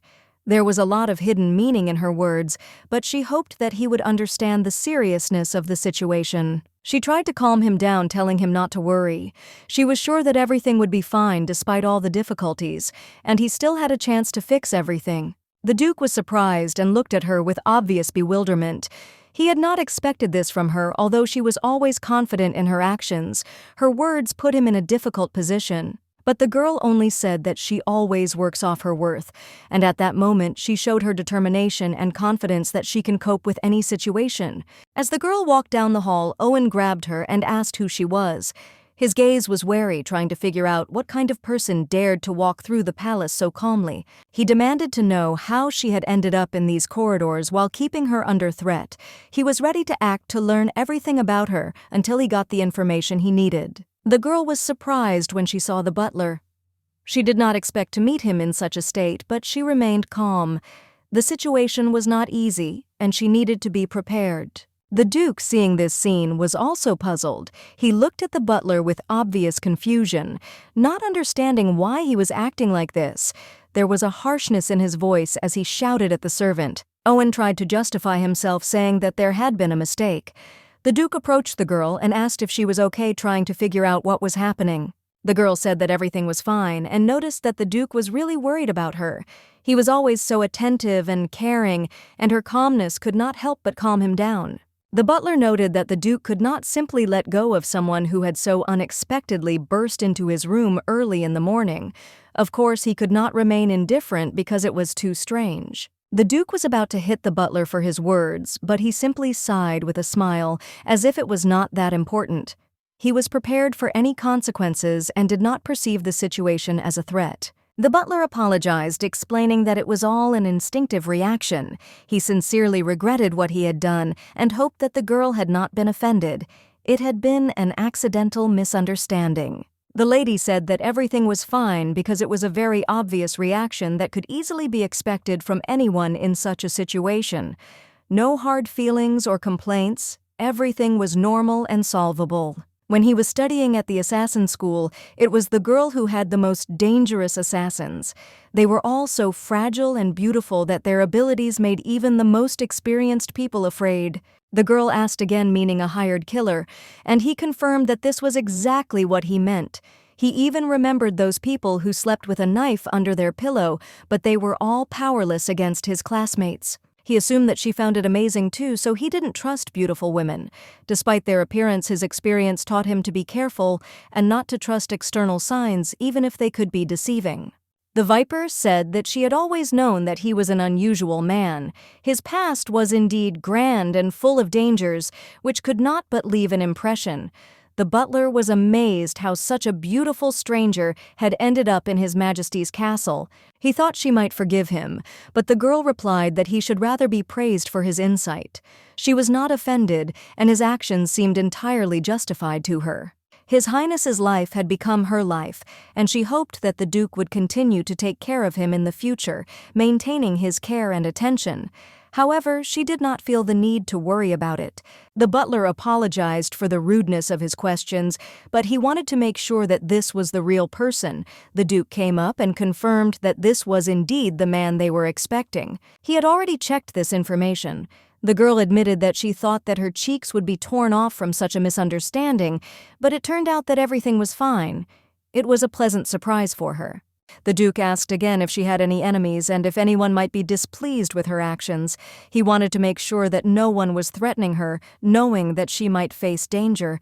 The girl answered this question with a grin.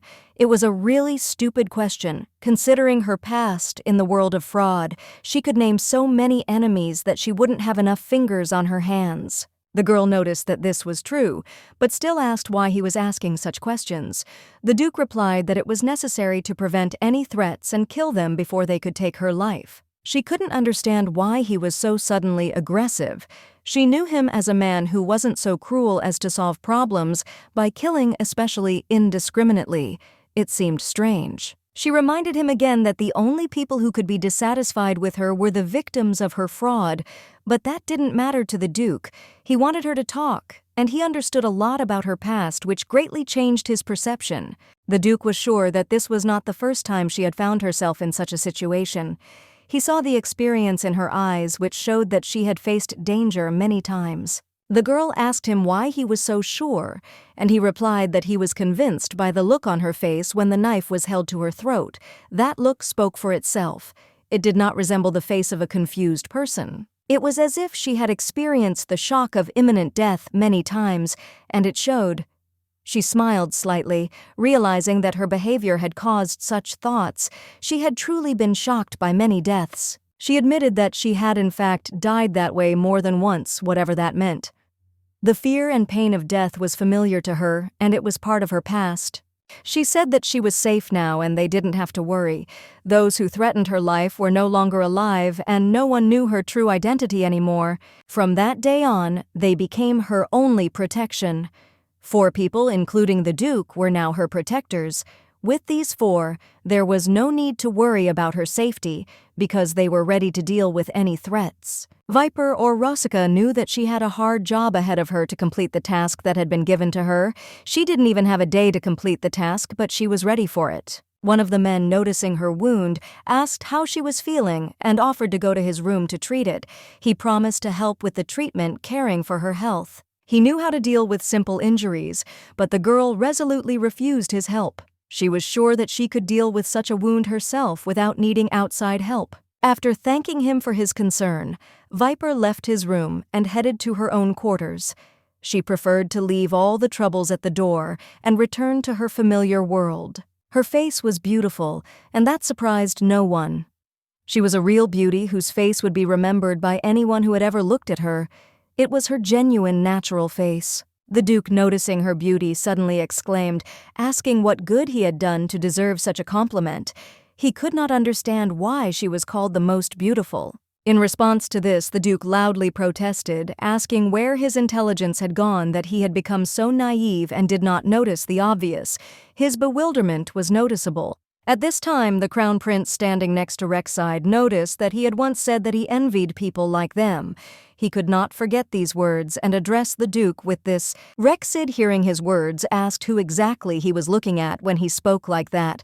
He was clearly interested in his answer, trying to understand what exactly he was talking about.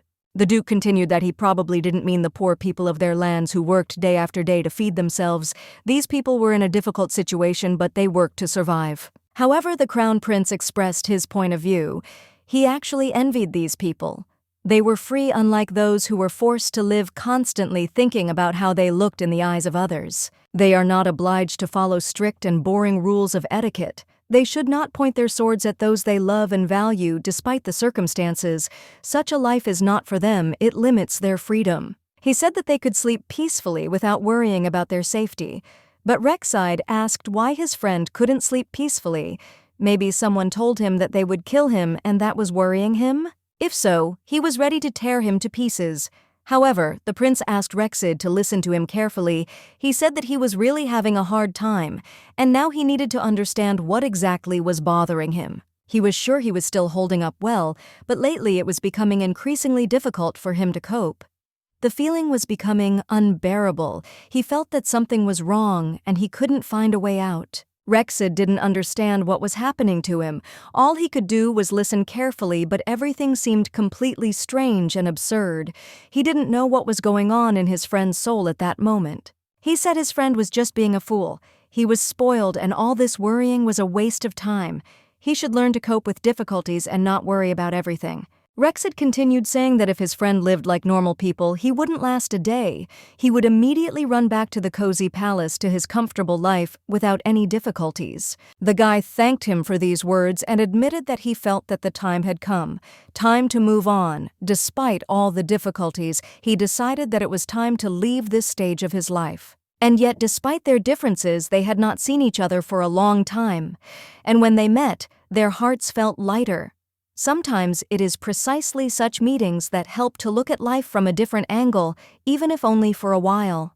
If only he had a slightly more gentle and patient nature, maybe then his life would have been easier, and he could have gotten rid of the inner burdens that were weighing him down so much faster. Rexid never understood why his friend was acting so stupidly, why he didn't ask him what was bothering him, and how he could help him. It would have been so simple to support him to understand his condition. But it was too late now. Raven was dead. No, not just gone killed. And now all that was left was the realization that nothing could be done for their friendship. It was over. The man didn't ask what his master was going to do next. Time was precious and they didn't have much of it. They had to act quickly to get things done. If the crown prince who has gone on vacation does not contact for a long time, then the imperial court will most likely quickly understand that something is wrong with his absence, and that the situation needs to be urgently sorted out. The Duke assured her that she would find a solution and promised that everything would be done. He also informed her that she had shown interest in Raven's handwriting, so he gave her some letters that they had exchanged. Now the butler finally understood what the girl was taking out of his room. However, he became curious about why she needed these letters and began to wonder what she was using them for and how it related to her plans. The Duke admitted that he himself did not know what exactly was going on. He was so stupid that he was forced to hire a swindler, but he still warned that one should not trust the Viper too much and always check her actions. He also added that if there is such an opportunity, then it is worth talking to the girl only in the presence of the butler so that he can carefully monitor her words and actions without missing important details. The Duke, despite everything that was happening, assured that even if he trusted all the people in the world, he should never trust anyone because this woman made him afraid and wary. However, the girl was pleasantly surprised by the new name the Duke had given her. Rosika was a beautiful name, and she was glad that for the first time someone had chosen her name with such warmth and meaning. She decided to cherish that name and be grateful for the honor, even if the Duke continued to assure Owen that he would never trust her. He still remembered her despite all his doubts and fears. As she said, she always earned her worth, and that made him smile. Perhaps it meant he had broken his word, but he couldn't deny that her behavior sometimes commanded respect. The girl wished everyone good night, and the Duke turned to the Viper, not forgetting to remind her of the importance of her next step and her role in the upcoming events. The girl, with slight irritation, asked again how long the Duke intended to call her that. She was sure that if anyone heard her, they would immediately think that she was a criminal or a fraud, because her nickname aroused suspicion.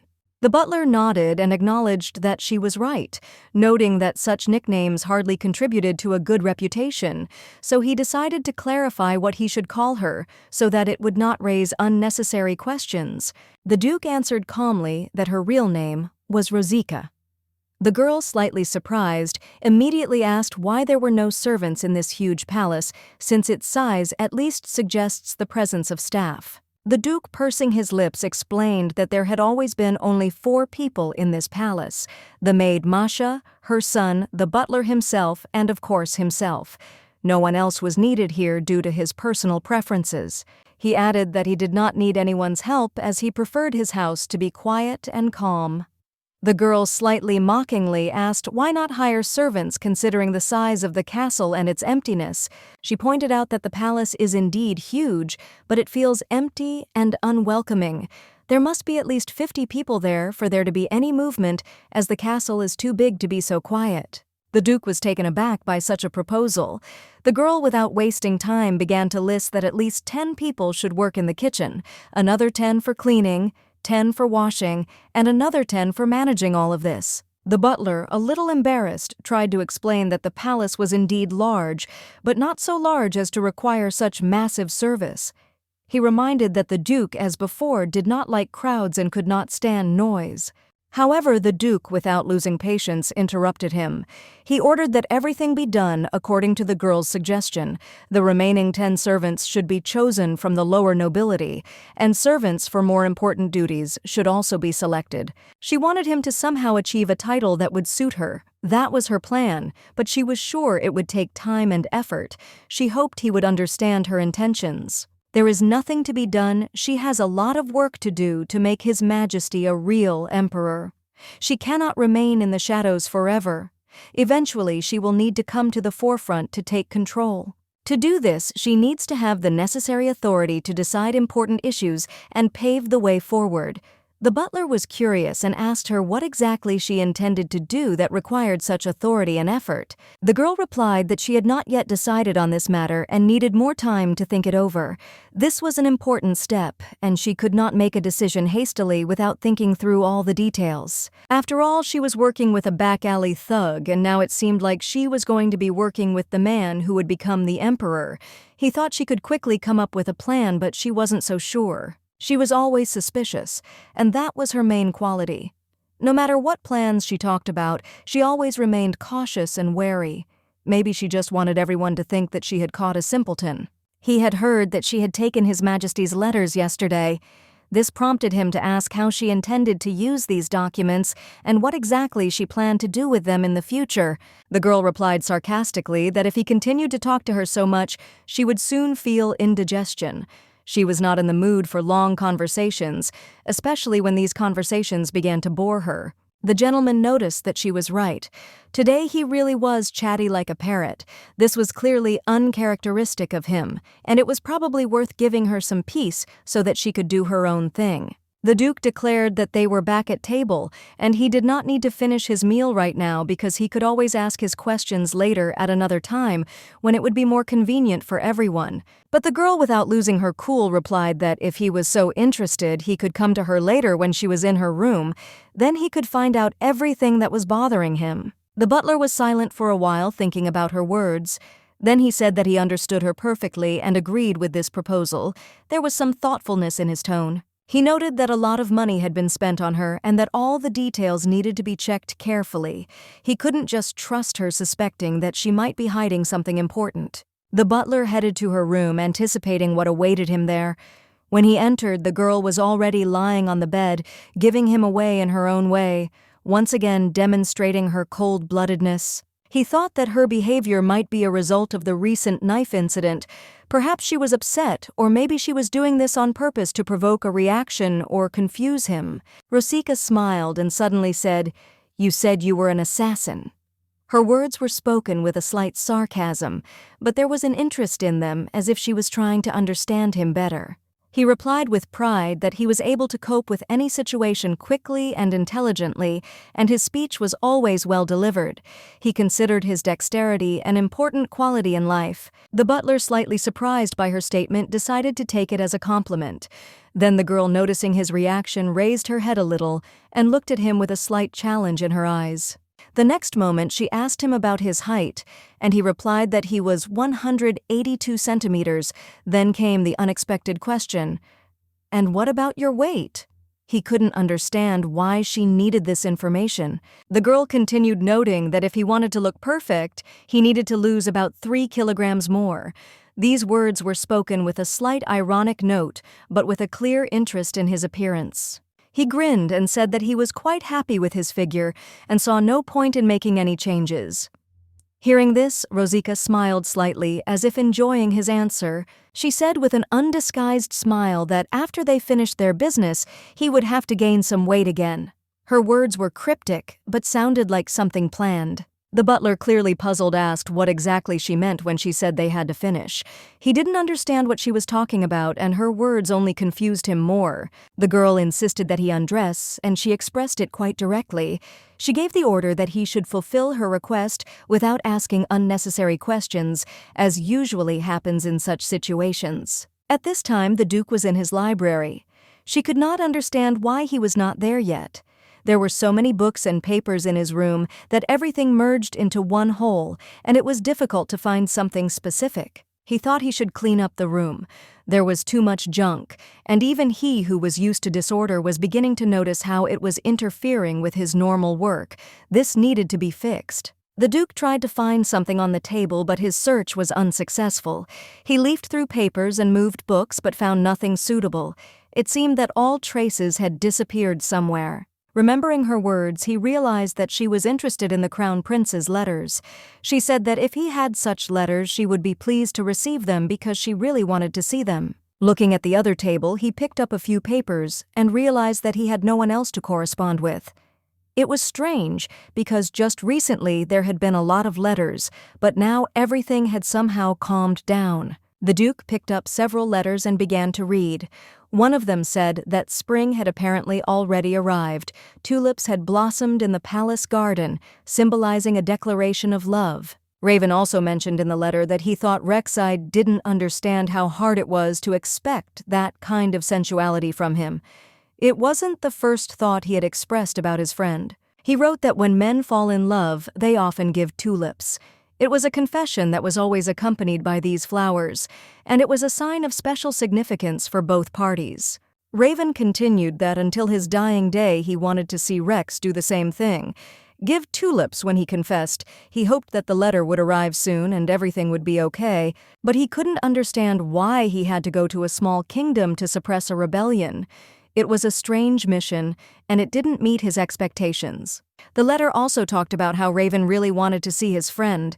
He felt that in order to meet someone as important as Rexid, he should go on a journey himself rather than wait for him to arrive.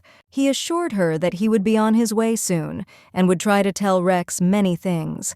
It was an important event, and he felt that the long-awaited meeting would give their relationship new meaning. Raven also asked how Rex was doing. He sincerely hoped that he was okay because not only his personal fate depended on it, but the fate of many other people as well. In his last letter, he shared his thoughts about age. He wrote that the older he got, the more confused he became about his feelings. The world around him seemed to be changing, and this worried him greatly. He greatly missed the days when he and his brother Raven lived in the Imperial Palace.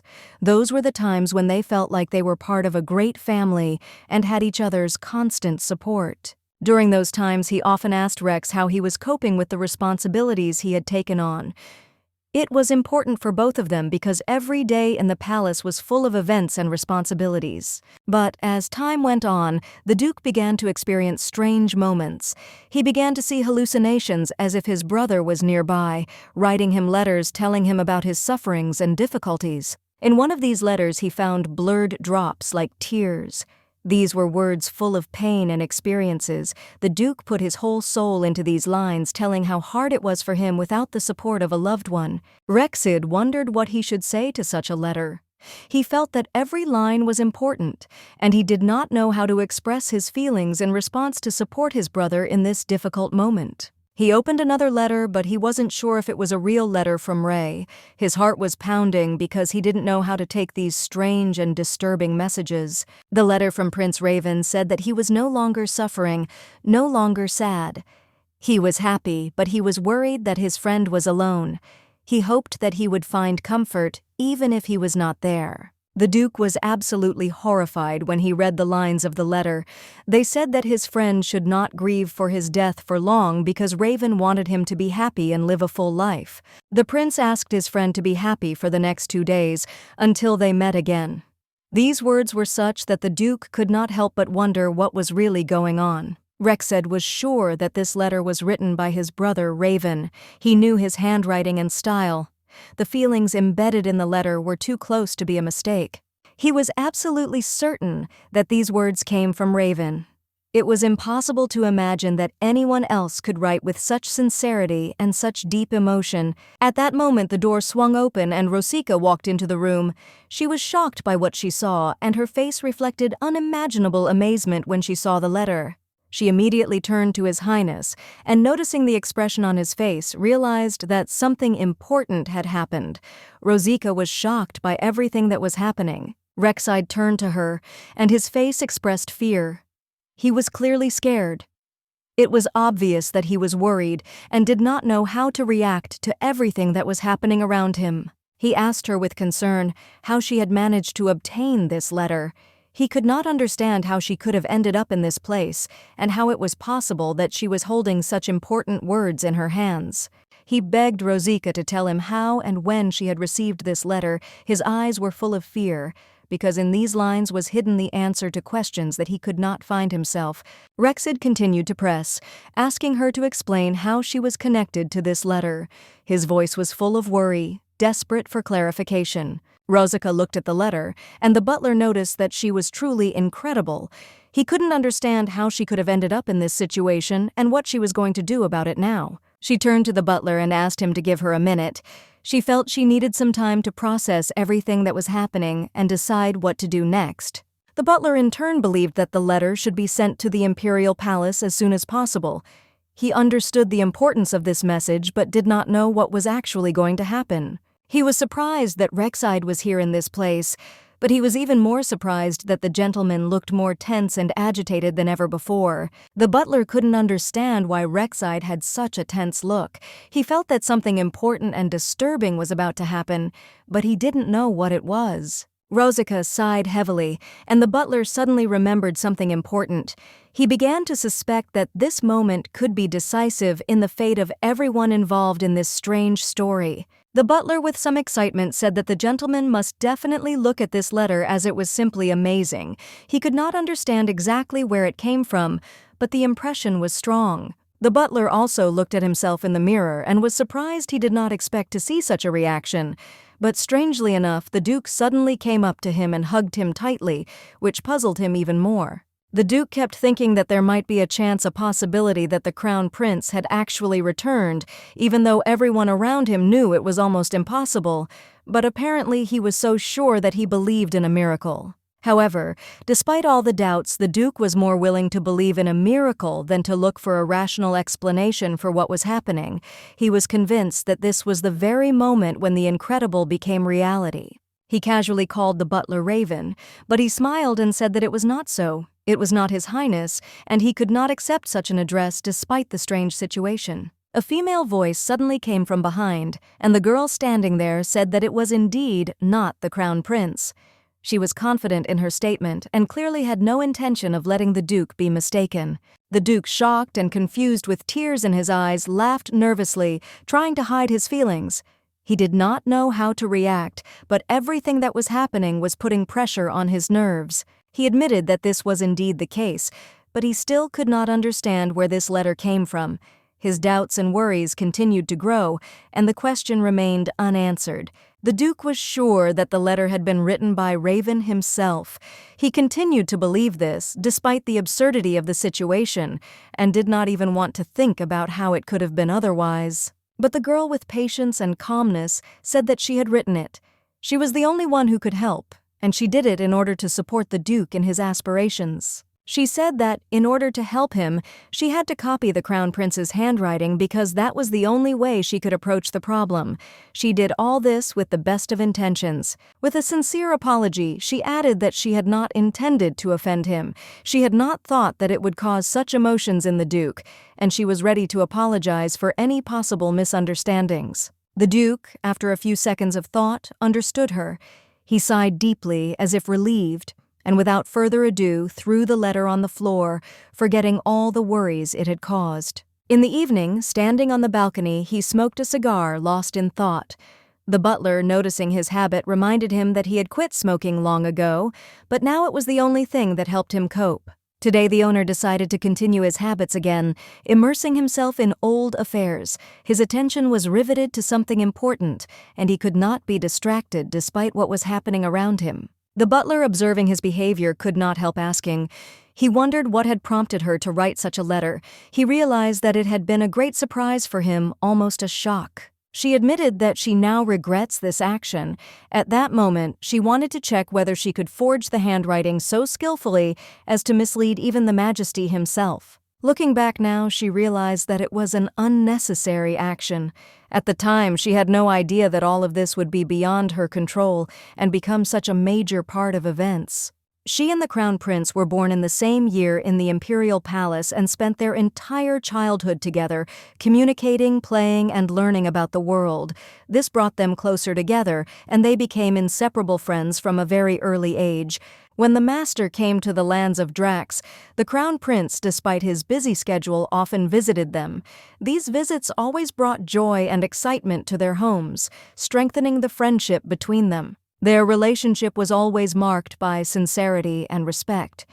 This was evident from the way they often exchanged letters in which they did not hide their feelings and thoughts, trusting each other more than anyone else. When the Crown Prince died, the owner, in deep shock, sank into apathy. A strange coincidence. It all happened right on the way to the lands of Drax, for which he was responsible. The lady believed that what had happened was part of someone's carefully planned intrigue aimed at accusing His Majesty of murdering the Crown Prince, disrupting everything they had built for so long. The butler noted that at first this did not bother him much. He was overcome by inner unrest and false accusations, or other problems could not distract him from his condition. He was not himself, as if lost in his thoughts and experiences today. Despite the outward calm, the situation had not changed much, and he remained just as depressed. He continued to pretend that everything was fine, hiding his pain, but his face and actions said otherwise. He could not forget the death of his friend who was once close to him. The butler asked her if she knew why the master often stood in front of this birch tree. He noted that it was a habit that had taken root in him and could not help but arouse interest. The girl did not know the answer, so she asked about it. The butler said that when he first came here, this birch was the first gift that the Crown Prince brought for his friend the owner. It was a young birch sapling, and he knew it had been planted there as a symbol of something new perhaps for both of them. This moment was like a new chapter in their lives.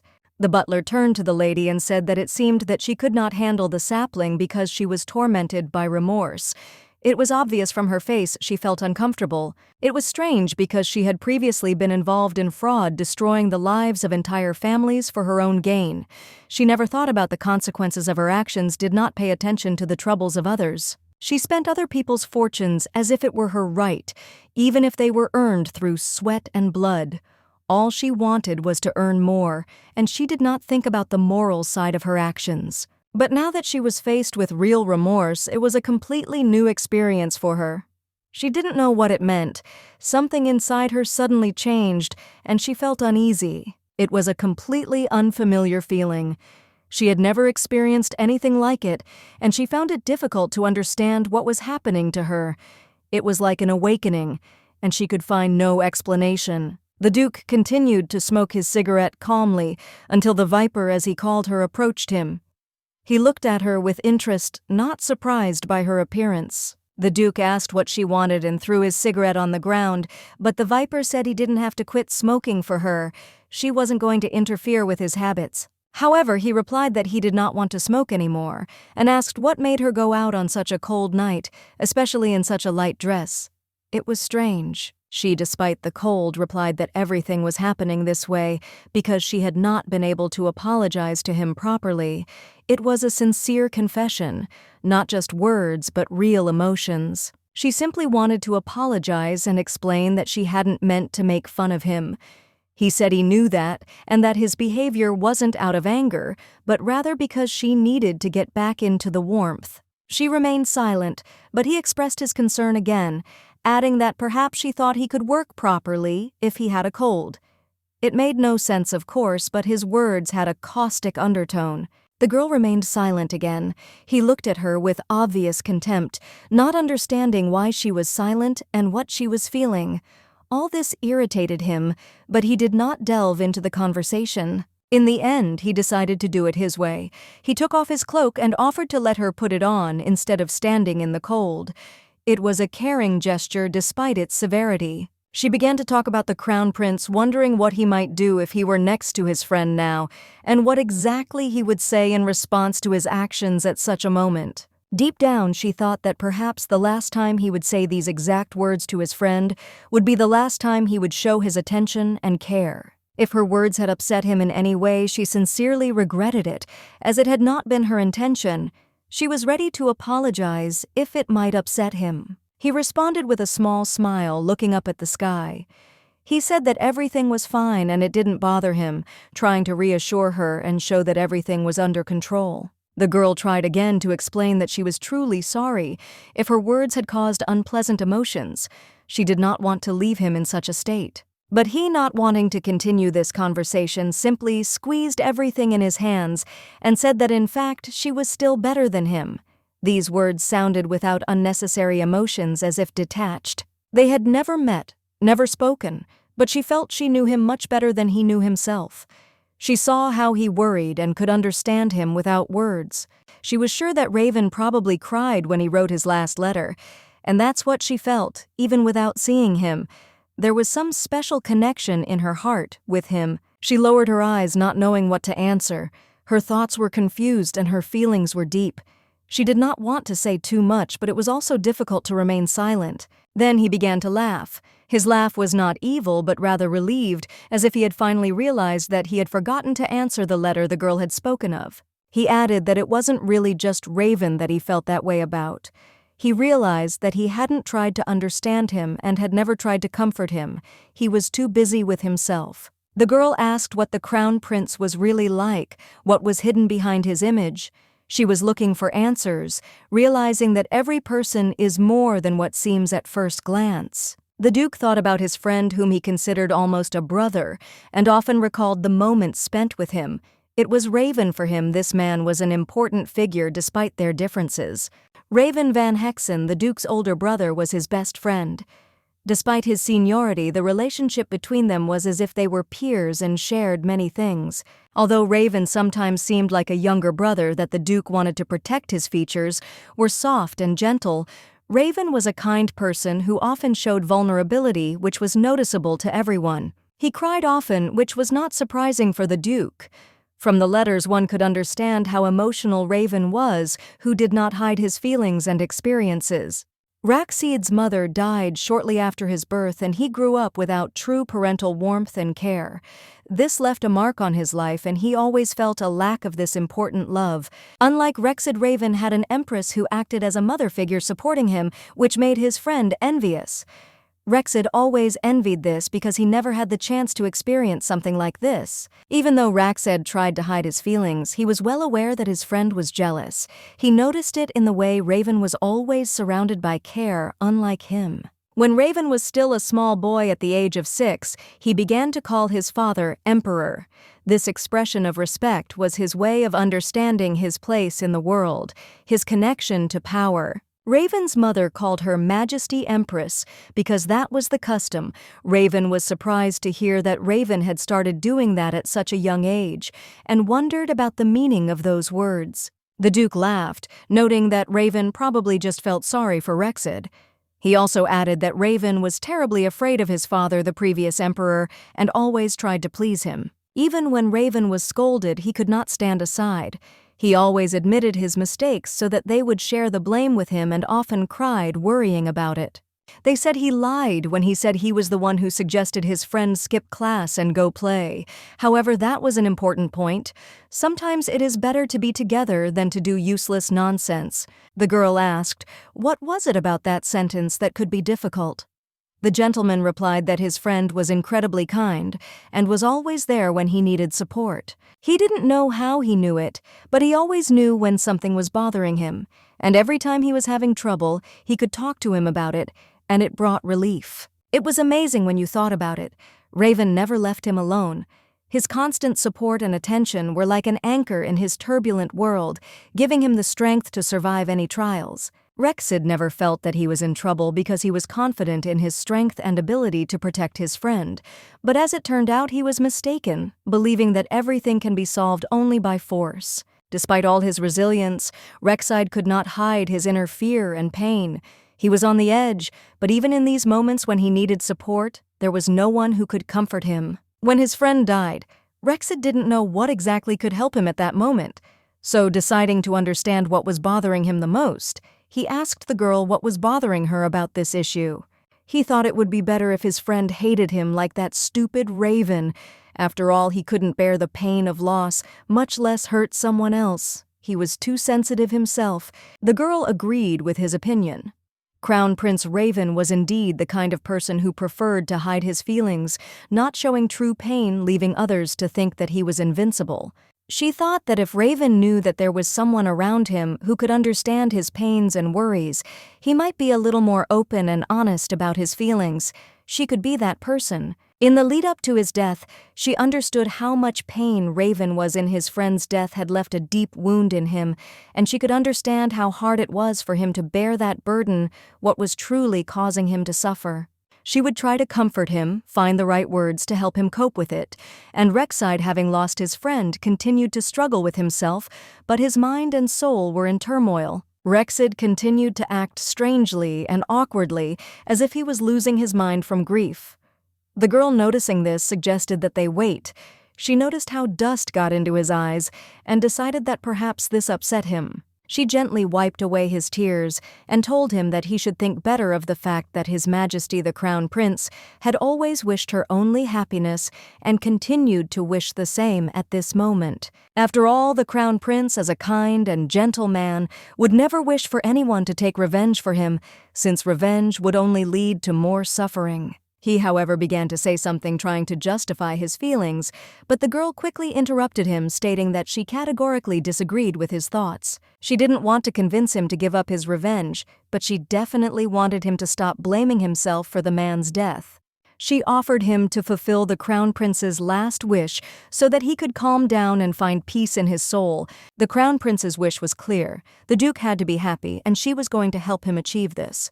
If Rexide's heart can only be calmed by doing something with him, then she is willing to help, promising to find a way to make him happy. If he decides to catch the criminal and lock him up forever, she is ready to help him with this.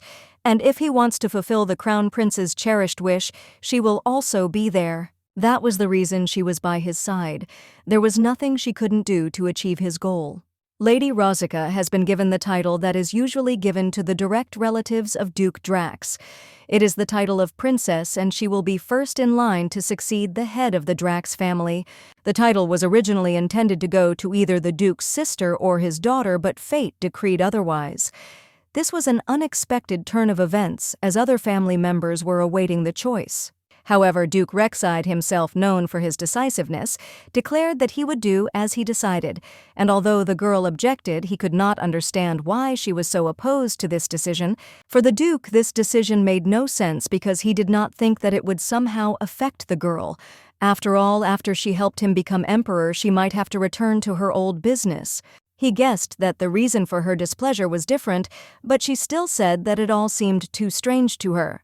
She could not understand how a new successor had suddenly appeared, and it all seemed incredibly confusing, especially since the chosen candidate is a person who spends most of the year on the battlefield, and what's more, she is not a man, but a woman. This seemed completely ridiculous, and in general her origins looked dubious. This decision raised many questions as it made everyone wonder what exactly Duke Rexid was planning, but in his eyes it was a logical step to appoint a woman as his heir. The whole world knew that the Duke was not interested in marriage, but not in the imperial palace where its own rules and dogmas reigned. This fact was well known among the nobility, but remained a secret to the majority. It is not surprising that the Duke was not only not interested in marriage, but even avoided it. He was considered a man who had not entered into a single union, which meant that he had an indisputable successor, which removed many questions. Everyone around will probably think that the owner who can't stand unnecessary worries and prefers minimalism chose the most obvious color for her. She thinks that this is exactly how it is. It is a logical choice. When His Majesty, a man accustomed to life on the battlefield, suddenly appointed a woman as his successor, it caused confusion among many. In the eyes of those around him, it looked like an attempt to settle the situation and simply close the matter. The butler noted that this was quite possible, although he thought that appointing a woman as successor was too hasty. It might well suit the Archduke, who was not inclined to waste time on unnecessary thoughts and details. In any case, this is the version they will spread to the public. John also noted that the title Princess would be most appropriate for her new role because this is exactly what she represents in their eyes. He felt the tension realizing the gravity of what would come next. After all, when all these things were completed, he intended to drive her out of the family, leaving her with no important status or rights. After he himself becomes emperor, he will offer her the opportunity to return the title if she herself wants, but this will be at his discretion, and her position in this matter will depend solely on his decision. It was quite a tempting offer, as the title of princess was perhaps the safest place for her in the current circumstances. It had the power behind it to ensure her safety. She agreed without hesitation, and then signed all the necessary documents, realizing that her fate would now depend on this decision and the title she would receive. In gratitude for all he had done, she asked him to take care of her, and as a sign of special affection called him Daddy, which was another step in their relationship. He choked, and the girl didn't immediately understand what had happened. He choked when she said the word daddy, which clearly confused him. It was clearly not a word he was accustomed to. The girl noticed that the age difference between them was only 4 years. Sometimes it seemed to her that she was going a little overboard, trying to build conversations with him as if he were older people. Perhaps she should start calling him little brother. She thought it would fit their age context perfectly and cause far less confusion on his part. He groaned again, and the girl noticed that his face was bright red. He looked like he wanted to sink into the ground, embarrassed, trying to comprehend what had happened. Rexed van Hessen was third in line to the throne, and his influence on the main political circles was undoubtedly great. There were always many rumors, intrigues, and important meetings around him. He was not only smart, but also strong, although he often seemed rather simple-minded. She thought that his brain had muscles too, and that he knew how to fight not only with words, but also on the battlefield. She also noted in the letter that he was a bonfire, but as soon as he noticed it, she quickly began to erase those words, realizing that he might not like them. A slight irony remained in her soul. She assumed that the palace should have sent a reply letter by now, confirming that they had received her message. It should have been quick and without delay, but she was still a little worried. The gentleman said that he had already returned, and that after receiving her letter, the process from the imperial palace would take about 2 months to reach the lands of Drax. The waiting time was considerable, but unavoidable. They agreed that they would call the Imperial Knights to show off the living crown prince. She was not worried about this plan because it was all designed to show everyone that the prince was alive and well. He was going to invite the nobles of the northern region, so the girl had to take that into consideration.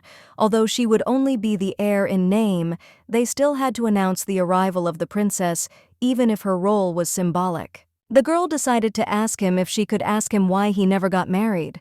It seemed curious, especially considering his situation.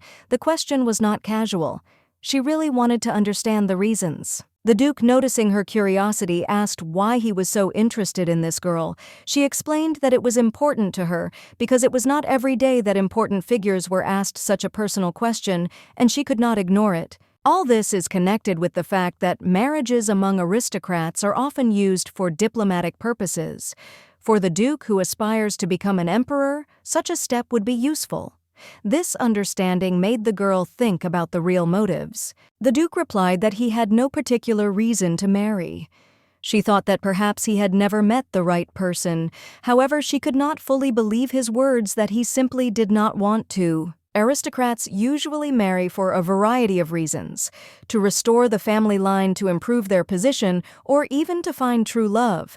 But if the marriage conditions do not match these goals, then such a union is unlikely to be consummated for love. There were many aristocrats in the government, but even more in the imperial family. It would be interesting to know why the crown prince remained single until he was 25.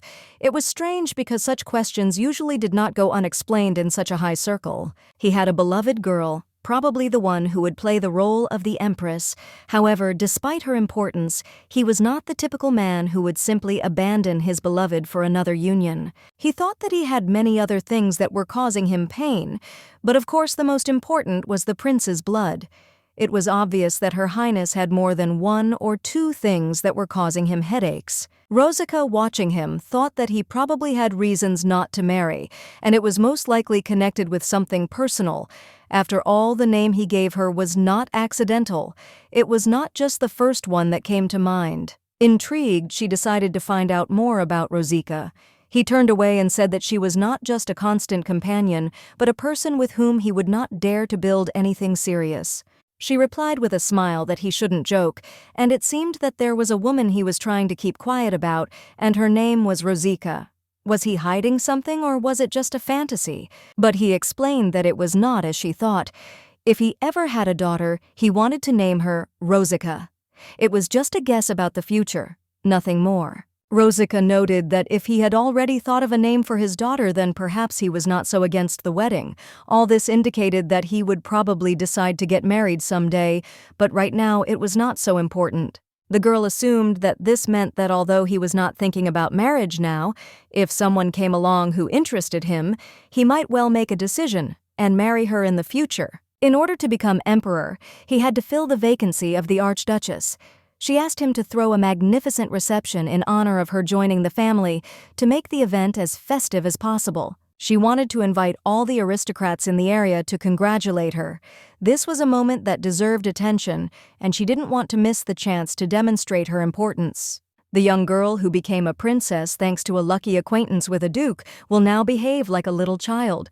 She enjoyed the moment, doing what she liked and doing everything that brought joy. But aristocrats alone were not enough for the celebration. She thought it would be boring without congratulations from high-ranking persons, so she decided to accept congratulations from the king, queen, and the prince himself. The duke asked again if the girl really wanted to invite King Ravita. He was surprised by her request because the decision could affect the entire course of events. He waited for her to clarify her intentions. The girl confirmed her request, but the duke expressed doubts. He noted that Ravita came from a barbarian family without proper upbringing, and that the king could be rude in his treatment. The girl calmly replied that if Ravita behaved inappropriately, he himself could shut him up. The duke in turn began to say that even if everyone united against Ravita, he would still defeat everyone. She reminded him that the small kingdoms and their rulers might not be planning to attack right now, but they were keeping a close eye on the situation, gathering and observing without doing anything. Of course, she knew that if there hadn't been such a strong leader as Rexide, they would have broken through into the Empire's territory long ago. Without him, the borders would have been destroyed and mad activity would have begun. She couldn't help but notice that Rexide was truly an incredible person. Even if she exaggerated a little, everything she said was true. This man had a special majesty and strength. It was because of Rexide that the Empire could stand unconquered. It was a reliable defense against the northern countries, the small kingdoms that watched everything with interest, ready to intervene in case of weakness. Ravita was the most powerful of the minor kingdoms, and their strength could play a significant role now. However, the Duke reminded them that Rosica had never met them in person. He warned them that the Ravitans were extremely rude and used to doing as they pleased. Rosica calmly replied that it was not scary. If someone dared to say something unpleasant about her, she would definitely tell him about it. She was clearly not afraid of possible ridicule or rudeness. She understood perfectly well that the Duke could not be with her all the time, watching over her every second. But she did not demand it. She knew that he trusted her to handle situations on her own. However, when she looked at him, she noticed that he looked worried. His expression was like that of a caring bird, carefully guarding its chick. This moment even amused her a little.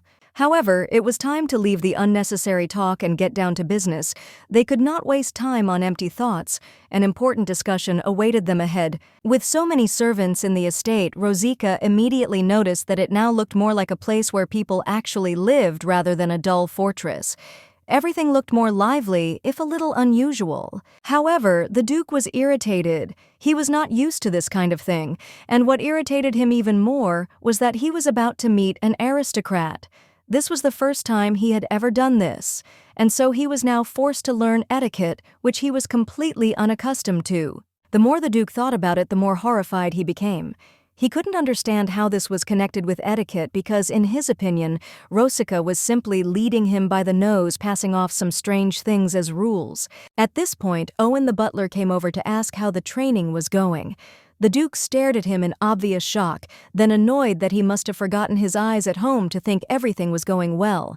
Rosica chuckled and shook her head, advising the Duke to watch his words. Her gaze was mocking, as if she knew in advance how events would unfold next. She then asked Owen to demonstrate one of the examples to the Duke, mentioning that a certain remark was about to follow connected with a thief. The butler turned to Rosica and asked her an unexpected question. Was her father a thief? The girl froze, blinking in confusion, and then smiled tensely, trying to hide her confusion.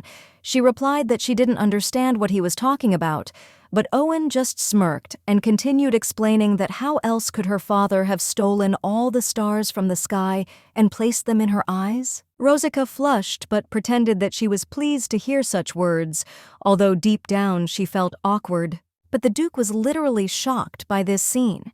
He was shocked, and with obvious indignation declared that he definitely could not do that. Owen raised his eyebrows in surprise, shocked that the Duke couldn't even say such a simple phrase. Rosica looked at him in confusion, not understanding why this was so difficult for him. The Duke, although he was a little slow-witted, even began to realize that this etiquette lesson was somehow strange. He opened the book and read the following example. They say that all the confectioneries of the world went bankrupt because the sweetness of Rosica eclipsed their products. He frowned as he continued reading. It read, I don't understand what you're doing here. You're an angel who will protect heaven while you're gone. Owen chuckled and noted that it sounded more like a commander's speech before a battle. Rosica sighed heavily, reminding him that they had been training for 3 days now, but the Duke was not making any progress. The Duke exploded with indignation, declaring that even a complete simpleton could see that these phrases were intended to seduce girls. He demanded why he was being taught such things. Rosica calmly replied that everything was simple. He had to learn how to seduce a girl. The Duke narrowed his eyes slyly and grinned. Now everything was clear. She had finally revealed her true face, a fraud. He leaned forward, wondering who exactly he was supposed to seduce. But Rosica just remained silent, not rushing to give an answer. A moment later, she calmly announced that his target was Princess Ravita. The Duke stood up and said that she seemed to have gone mad. The girl noted that he said that he wanted to avenge the death of the crown prince and become emperor. All of this was part of her plan, so he should follow it. But the gentleman said he wasn't going to do that. So she asked again if he really was sure of it, and then she asked again if he thought about it before answering. He started shouting and saying that a new successor would be needed, so she tells him to get his hands on the small kingdom and be recognized as the successor. She noticed that he really understood everything well. The gentleman noticed that she did not think about it at all from the side of Princess Ravita. She tells him to marry a woman he has no feelings for, so he doesn't understand what the princess did wrong. Rosica said that if he did the same to her, then he might actually fall in love with her. The Duke began to say that it was impossible to do this just by wanting to. The girl asked him to listen to her and began to talk about the fact that all members of noble families conduct dynastic marriages. This is a well-known practice. The Duke said that he knew about it. Raven also had a headache because of all these marriage issues because of the stress he seemed to have aged 10 years. Rosica told him not to let it get to the point where he too starts to get a headache and that he should learn everything. He has no good or anything, no power in political circles, no connections. In order for a prince like him who has nothing to be able to rise to the top, only this method will do. If he is not ready to make even such a sacrifice, then it is better to give up everything right now. The day that many had been waiting for had finally arrived. The majestic procession of the royal family of Ravita crossed the borders of the duchy, approaching the place of celebration. Their arrival marked the beginning of a long-awaited event, for which they had been preparing with special trepidation. Among all the small kingdoms, only Ravita had the honor of being present at the celebration. This meant that they were recognized as special, which caused them indescribable delight. Being invited into the inner circle was a great honor for them, and therefore they felt incredibly happy. They were especially pleased that unlike the noble guests from the north who were supposed to arrive on the day of the celebration, they were given special attention. This once again emphasized their privileged position and importance in the eyes of the host. To show Ravita the respect he deserved, they were asked to arrive early 2 days before the celebration began. This gesture emphasized the importance of their presence, making them feel truly special among all the guests. The game had begun. Everything that had been planned had to be realized. Now it was time to act. From this moment on, every step mattered, every word could influence the further course of events. Rosika looked at the Duke carefully and said softly that if he was still in a bad mood, she would not like him to be angry. She tried to speak calmly, letting him know that she had no intention of irritating him or causing him displeasure. She also expressed her sincere regret that she had forced him to do something he did not want to do. It had not been her intention at all, but circumstances had developed in such a way that she had had to insist. She hoped that he would understand her intentions correctly. However, the Duke suddenly admitted his guilt. He said with a slight grin that he should apologize for his behavior because he behaved like a child. In response, the girl asked him to try again, offering to practice together a little bit beforehand. The Duke agreed, although he seemed to be thinking about something, choosing his words.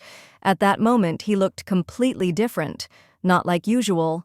He was surprisingly nice, almost charming, and there was no denying that he was a really attractive man. Suddenly, he looked up, and a little embarrassed but with a hint of playfulness, asked her if her father was a thief.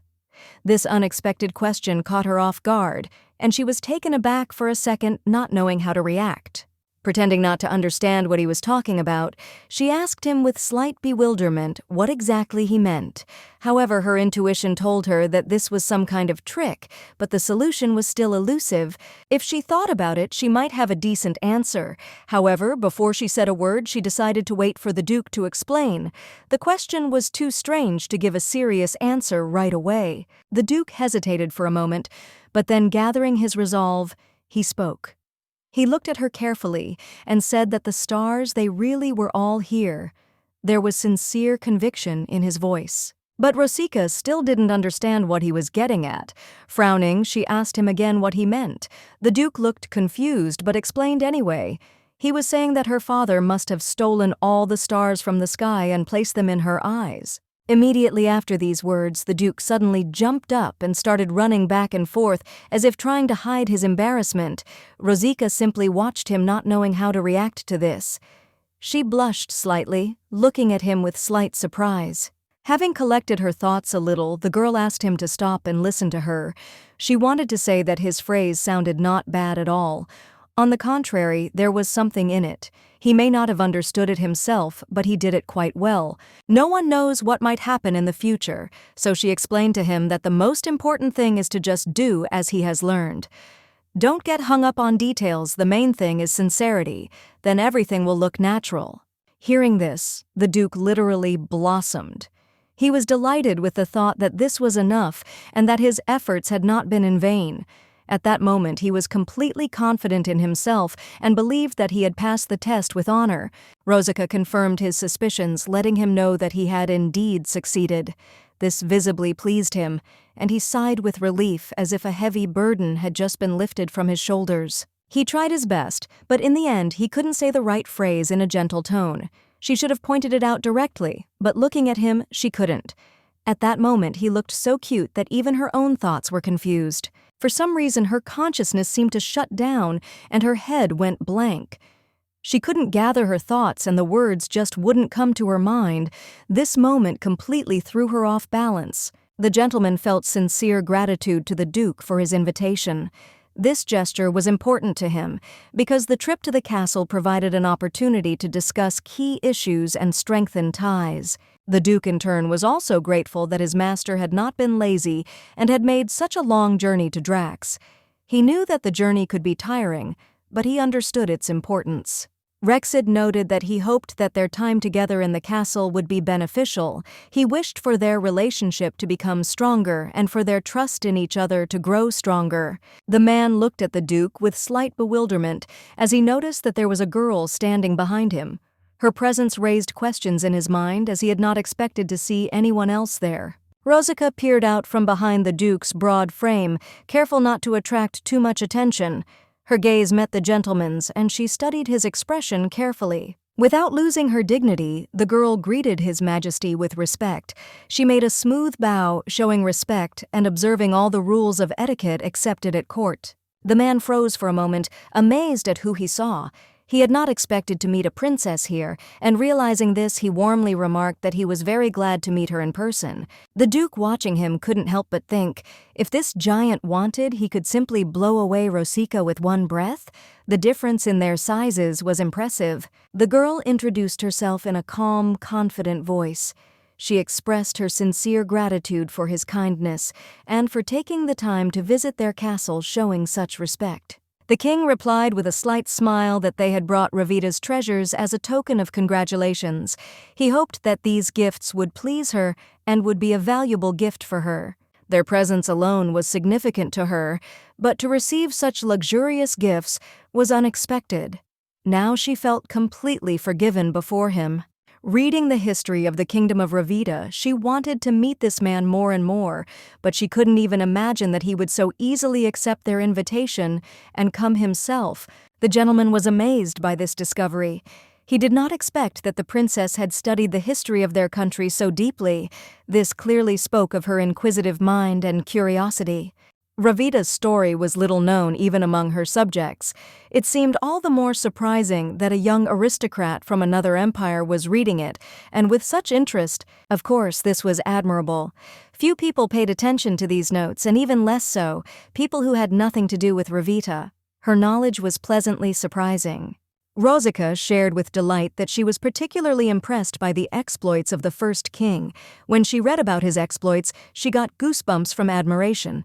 She especially remembered his famous phrase, "If a man must die, then let it be on the battlefield," and also the part where the head of the times of frost was mentioned. The king laughed, noting that he was pleasantly surprised that a noble lady from a distant empire had shown such a keen interest in the history of a wild state.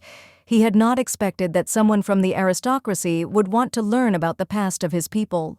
Rosica replied that if no one had told her this story, she would never have learned about all this in her life, and such knowledge is priceless. Isn't it a pity to lose the opportunity to learn something that can change your view of the world? She then reminded the king that he himself had spoken of the deep connection between Ravit and Drax. Moreover, he had personally chosen a book for her that detailed this story, so he too thought it was important. She watched his reaction carefully, waiting for confirmation. However, the king seemed unsure when he had said it. Then Rosica leaned forward impatiently and asked the question more insistently, demanding an answer. Finally, the man admitted that he had indeed been looking for the book for a long time. The king remarked that it was a great honor for his people to see a man who was so interested in their history and of his own free will. The princess standing nearby really did look refined and beautiful. It seemed that she was the epitome of grace and nobility. The others should learn from her since they had the chance to be near her. But Rosica hastened to assure that she was being overly praised.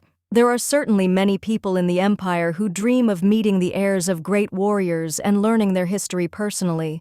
The Duke, watching her words closely, noted that Rosica was masterfully playing the game. At that moment, the king's daughter appeared behind them. She noticed with slight surprise that Rosica was actually very small. The princess wondered if all the girls in the empire were really that short. She had never met anyone so petite, and she found it quite curious. The Duke frowned, finding such words extremely rude. Was it possible to tell a person so bluntly that he was small at the first meeting? It was simply disrespectful. But Rosica only smiled good-naturedly, answering that the princess was indeed incredibly tall. The girl explained that in her kingdom almost all the people were of such impressive height. She had even heard that many in the empire were uncomfortable around tall people. But Rosica admitted that from the moment she arrived at the castle, her attention was focused only on the princess. She just couldn't stop admiring her. How amazing that someone could look so stunning. The princess asked again, puzzled, and Rozika, becoming more and more engrossed, continued. In her opinion, her height made her even more majestic. She imagined her launching an arrow on the battlefield, and her heart began to beat wildly. These words surprised the princess, and she asked how Rozika knew that she could shoot a bow. In response, she said with a smile that the princess was the most famous archer among women in the kingdom of Ravita, so if she didn't mind, Rozika would gladly take the chance to learn how to at least hold a bow correctly. She didn't expect much, but it would be great to try. Of course, she didn't even hope to become a good shooter, but it would be great to understand at least a little how to handle a gun. The princess stated with ease and without a shadow of a doubt that it was not difficult at all. She promised that she would certainly help in this matter, because teaching someone to use a bow is not such a difficult task. The Duke watched her manner of speaking carefully. He thought that her thoughts were quite insightful, even though she was posing as a noblewoman from a distant empire pretending to be eager to meet the warriors of the north. She chose every word with special care, carefully constructing her speech so that it would sound perfect to her interlocutor. This made her communication especially convincing and appropriate. The girl wanted to make sure and asked again whether the princess really agreed to teach her how to use a bow, because it seemed something incredible. The princess, without losing her friendliness, confirmed with a smile that of course she would be happy to help her and teach her everything necessary. Rozika quickly added that she had simply been too excited, which was why she had spoken so hastily. She apologized for this, considering her reaction inappropriate. However, the princess only gently noted that there was nothing wrong with it and saw no reason to apologize. She was not at all embarrassed by such emotions. Then Rozika, after thinking for a moment, noticed that the title Queen would suit the princess much more than just princess. Hearing this, the princess asked in surprise whether she had really just said something like that. Then she laughed, and Rozika asked with fear if she had been tactless again towards Her Majesty and the royal family. The princess asked with slight bewilderment why Rozika apologized so often. Such words did not bother her at all, which meant there was no need to worry. Rozika said with relief that she was very happy about this. In any case, she always thought that the princess looked even more majestic because of her height. However, she herself would like her hand to be at least a little bigger in size. The princess, smiling, said that if Rozika called her small, then this only emphasizes how sweet and charming she is. Rozika was surprised to notice that no one had ever said that to her before, and the Duke, watching all this, was pleased with how her plan was going. However, despite this, he could not understand why all this irritated him so much, causing him to experience internal discomfort. If she was going to behave this way, then perhaps it would be worthwhile to do without his participation, and simply seduce her yourself. At that moment, the prince appeared and politely greeted both the princess and Rozika, attracting the attention of everyone present. It was the first in line to the throne of the kingdom of Rawita, Prince Haram. His status made his appearance especially significant. Rozika had no particular desire to see him, but not wanting to seem rude, she smiled politely and said that it was a great honor for her to meet him. The guy looked around carefully and was surprised to see that the empire was full of really beautiful girls. Compared to what he was used to, this was a pleasant discovery. He was especially happy to see such a lovely princess in front of him, because all his life he had been surrounded by tall and awkward ladies who were not even close to this graceful person. After these thoughts, the Duke confidently stepped forward and stood right in front of Princess Rozika. His gaze was calm, but at the same time studying as if he was trying to read something in her face. He did not waste time on unnecessary talk and briefly stated that unnecessary words were not needed here. Everything was crystal clear as it was. The Crown Prince was clearly pleased to see the Duke. He noted with a smile that they had not seen each other for a long time, since the time they had suppressed the rebellion together. He sincerely thanked the Duke for the invitation, to which the Duke in turn nodded reservedly, expressing gratitude that the prince had arrived. However, the Duke then added that such a manner of communication with the girl was completely inappropriate. This was not a battlefield, and one should behave accordingly. The prince laughed, taking the hint, and quickly apologized if his words might have sounded rude. The Duke, however, only shrugged, noting that he was not going to dictate how the prince should speak to him, but it was better not to use such expressions in relation to the girl. The Crown Prince apologized again, this time more seriously. He admitted that perhaps he had been rude to the princess, and since he was in the empire he should behave as befitted its honorable citizens. He admitted that he was only well acquainted with the Archduke, which was why he allowed himself such a casual tone. He would not have dared to speak so unceremoniously with others. In addition, he noticed that if someone who did not know the Duke heard him called a savage, he would easily believe it. There was something rough, almost wild about him that the prince liked so much. He seemed like a man of his own kind. Suddenly, as if to himself, he added thoughtfully that it seemed to him that the princess had shown interest in military actions. It was unexpected, but curious. The prince continued recalling how they lined up the rebels who dared to raise a hand against them, and then slowly and methodically flayed the skin off each of them. Rosika tensed. She realized that the prince again did not realize where he was and to whom he was saying such things. Without thinking, she grabbed his hand sharply and ordered him to stop immediately. Then, softening a little, she apologized for his words and asked those around him to be understanding of his complete lack of upbringing. The Duke nodded calmly, agreeing with the prince. He knew better than anyone what a life of battle meant, having spent many years on the battlefield himself. These battles had hardened him, and so he understood what was being said. The Crown Prince, on the other hand, looked slightly puzzled. He saw nothing terrible in what had happened and wondered why his sister was acting so seriously. It seemed to him that she was attaching too much importance to the situation. Rosika immediately cut off his thoughts, telling him to shut his mouth. Her father, Duke Rexide, only nodded approvingly, fully supporting his daughter. His gaze showed that she had said exactly what was needed. The greeting had already dragged on, and everyone knew it. Deciding not to drag out the formalities, they agreed to end the conversation. The Duke invited the guests to get comfortable, thus indicating that they could now relax. After that, Rosika turned to the Crown Prince, clearly about to say something important. Her gaze took on a concentrated expression, and her lips were ready to utter carefully chosen words. Before she spoke, however, she turned to the butler. There was a note of concern in her voice as she asked if everything was all right. Owen seemed pleasantly surprised by the attention, and smiled and replied that he was very pleased. He began to talk about the palace, its traditions, and how the royal family had reacted to Rosika's arrival. According to him, the princess and the courtiers had been talking about her almost non-stop, clearly impressed.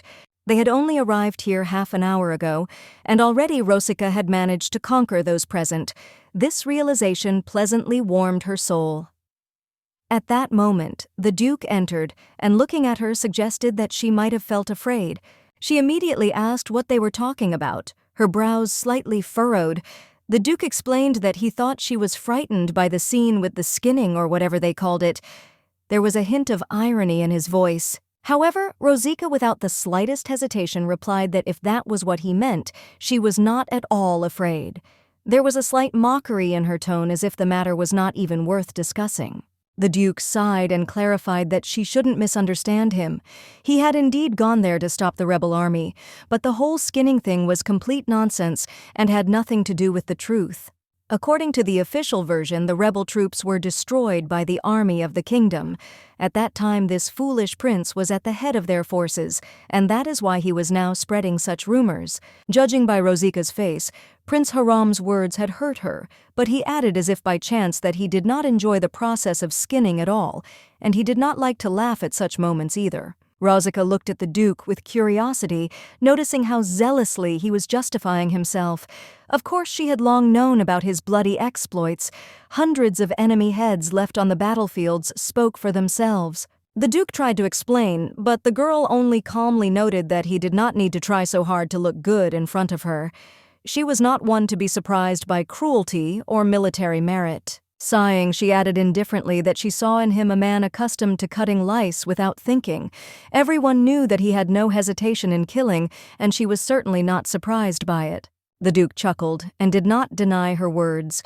Of course, he was not completely insensitive, but in general, yes, he was, as Rosika described him. He had no need to hide his nature. The butler.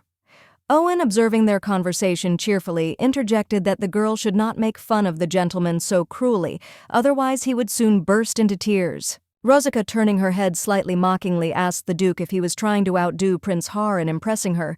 It seemed he was trying too hard.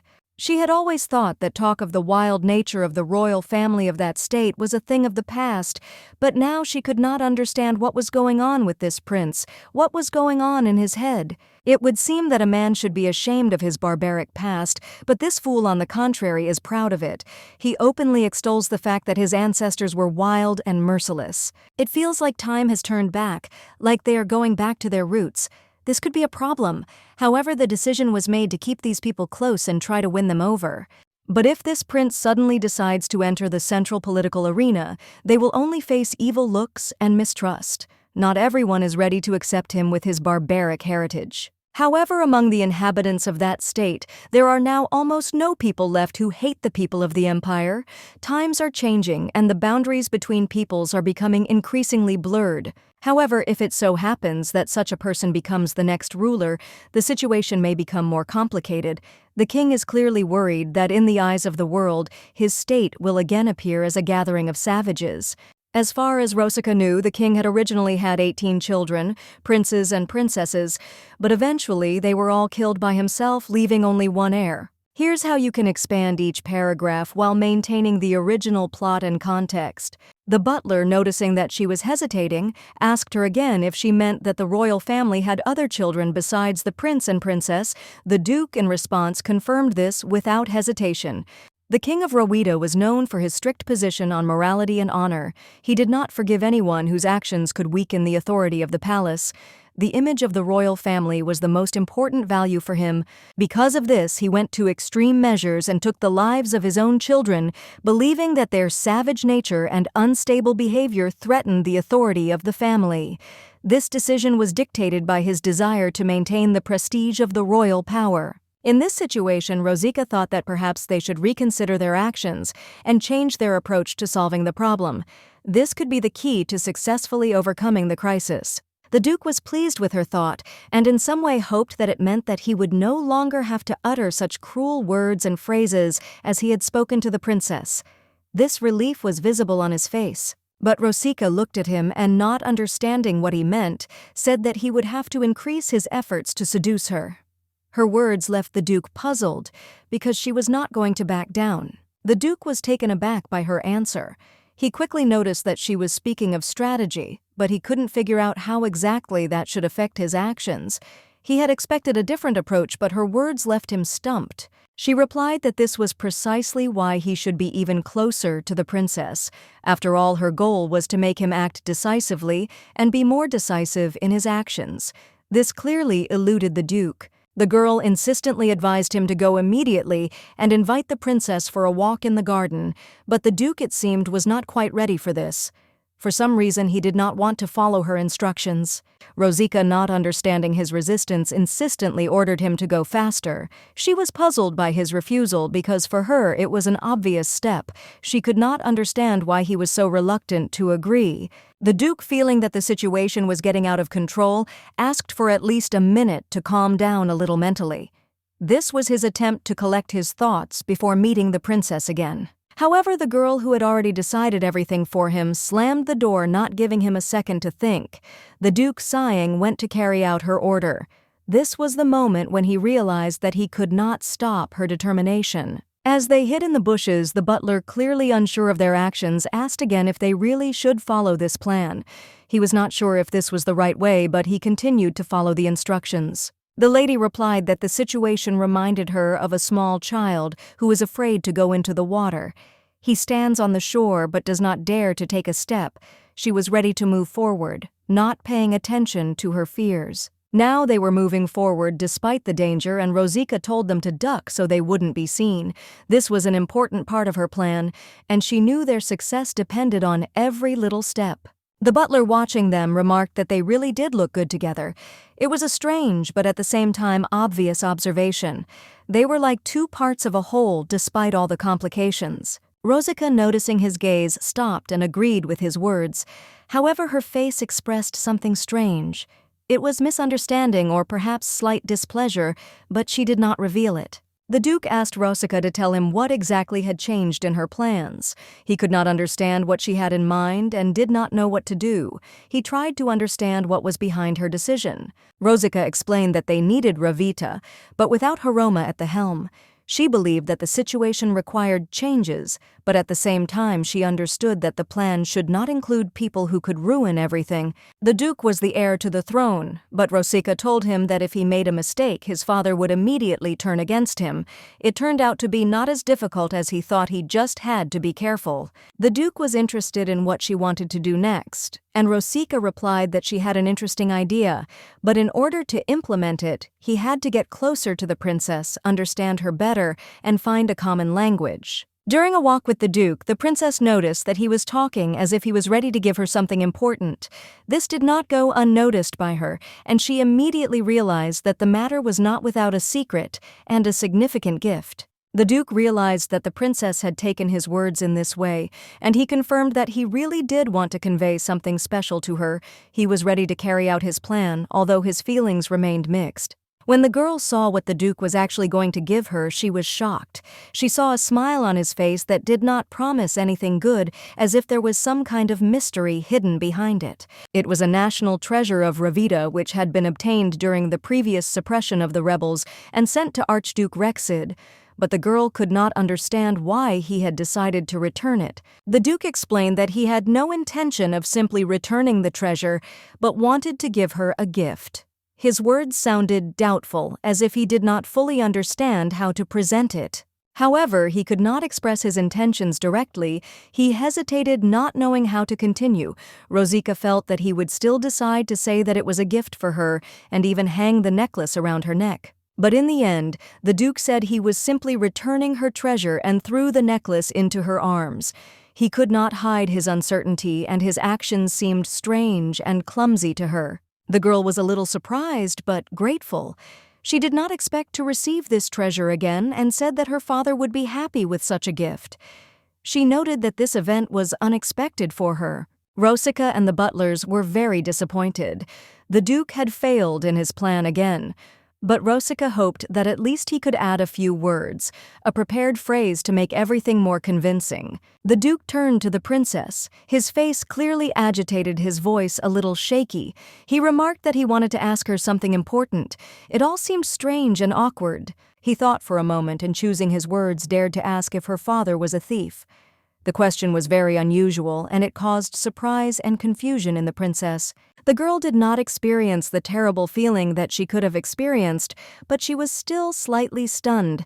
However, she soon smiled, trying to hide her bewilderment and continue the conversation. After asking again, she wondered why he had to ask such a strange question. The Duke, a little embarrassed, said that these were just his guesses, but he could not explain anything for sure. He was clearly confused, didn't know how to explain his question or what he was even hinting at. It looked like his words were simply inappropriate, and he himself didn't know what to say. The girl was increasingly at a loss, and asking clarifying questions tried to understand what exactly the Duke meant. He in turn immediately remembered how he had said this to Rosica before. Before it was just a training moment, but now the situation was completely different. The Duke explained that her father just looked like that, and it was not serious at all, but he said it uncertainly. Rosica and the butler were at that moment completely confused, not knowing how to react to such strange words of the Duke. Both could not understand how to act in this absurd situation. The situation was becoming more and more confusing. The princess asked him in confusion what he meant. His words did not sound logical, and now she was beginning to doubt his sanity. The princess began to think that this Duke must be mad. She could not understand how anyone could say that, and her bewilderment became more and more obvious and pronounced. He asked if her father was a thief and added that he looked like one. This accusation was very strange and puzzled the girl. Her gaze became more and more suspicious. But that's not all. The Duke didn't stop there.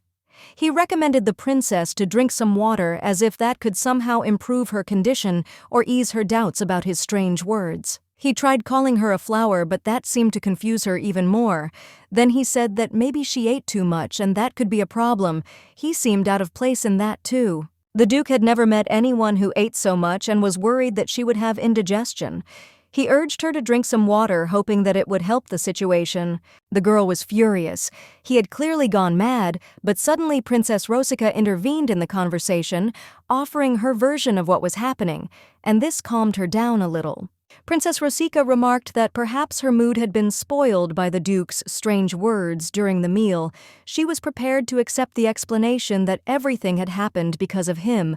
The princess said that despite everything she had indeed eaten a lot, and therefore was not offended by the Duke's words, she tried to understand his motives and took it with humor. Rosica tried to justify the Duke, claiming that he had not meant to offend her, but had simply been clumsily trying to take care of her.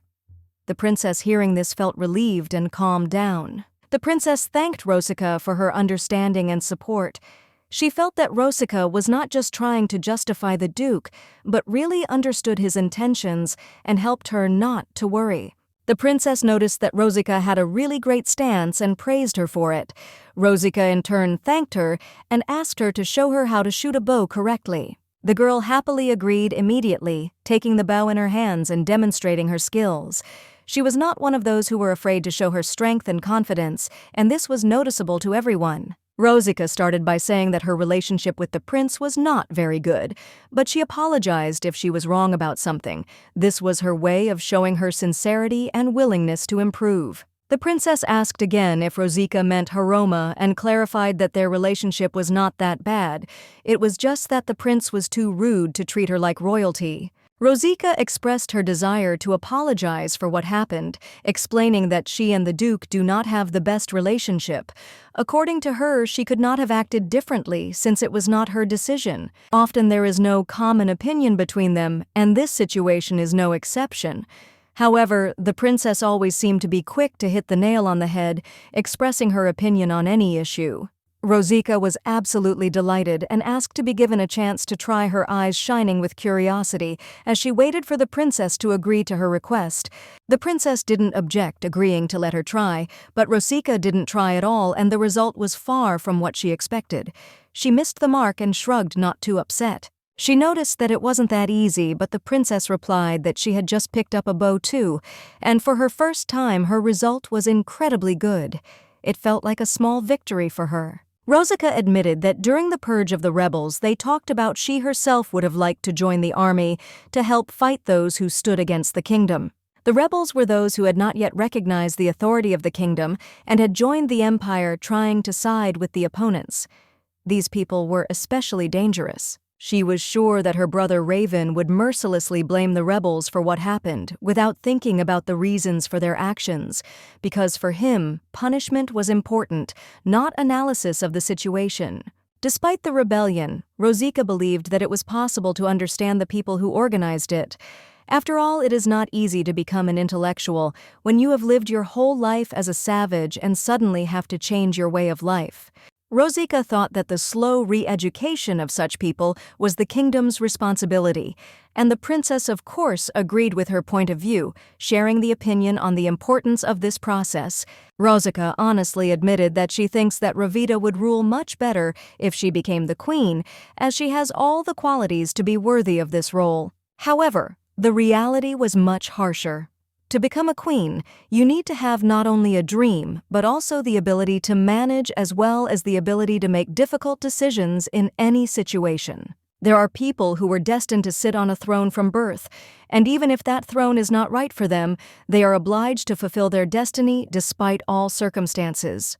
In a country where intellectuals often challenge power coups occur even among the highest levels of society. For example, the crown prince who is on the throne is the result of such changes. Emperor Hexen I, the founder of a great empire, left his legacy to his 8th son. Although his reign was full of cruelty and conflict, the son managed to seize the throne, continuing his work. Despite the fact that Hexen II got rid of his brothers, the country experienced many changes under his rule. Many saw him as a cruel ruler, but under his rule the state reached unprecedented heights. For Ravita and for most, there was no turning back. People had to pay for their actions, and paying for a mistake was not just a punishment, but a matter of life and death. In the future, Prince Hiram will undoubtedly not only be crowned, but also become a target for many. His status as a dangerous target cannot be ignored, and there will always be a threat in his path. Rosika, always confident in her skills, believed that the princess would hit the target. She knew that she always hit the very middle, no matter how difficult it was. As the girl watched in amazement, she could not contain her emotions. Without warning, she fired sharply, aiming at the target with incredible accuracy. The kingdom needed a decisive and wise leader who could lead the people to prosperity. Rosika clearly understood the importance of this moment and continued her actions with confidence. With this shot, the girl hit the target, hitting the very center. Her confidence only grew, and she felt that this moment was important for her future. The princess was in complete shock at how quickly everything happened. But Rosika was pleased with herself, knowing that her skills had not failed. She felt that the princess was a real leader. Ravika asked again if it was true that Rosika was doing this for the first time, but the girl calmly reminded that it was the princess who taught her these techniques, and she proudly admitted it. Rosika, with a sly look, noted that despite everything, she could already see what a great leader she would become. She knew that the princess's future was just beginning. Rosika realized that it was not for nothing that she followed the chairman everywhere in her past life. She told the princess that it had been a lot of fun, and the princess also remarked that she would think carefully about what Rosika had said today. Ravita's second in line to the throne is princess. She deeply loved her homeland.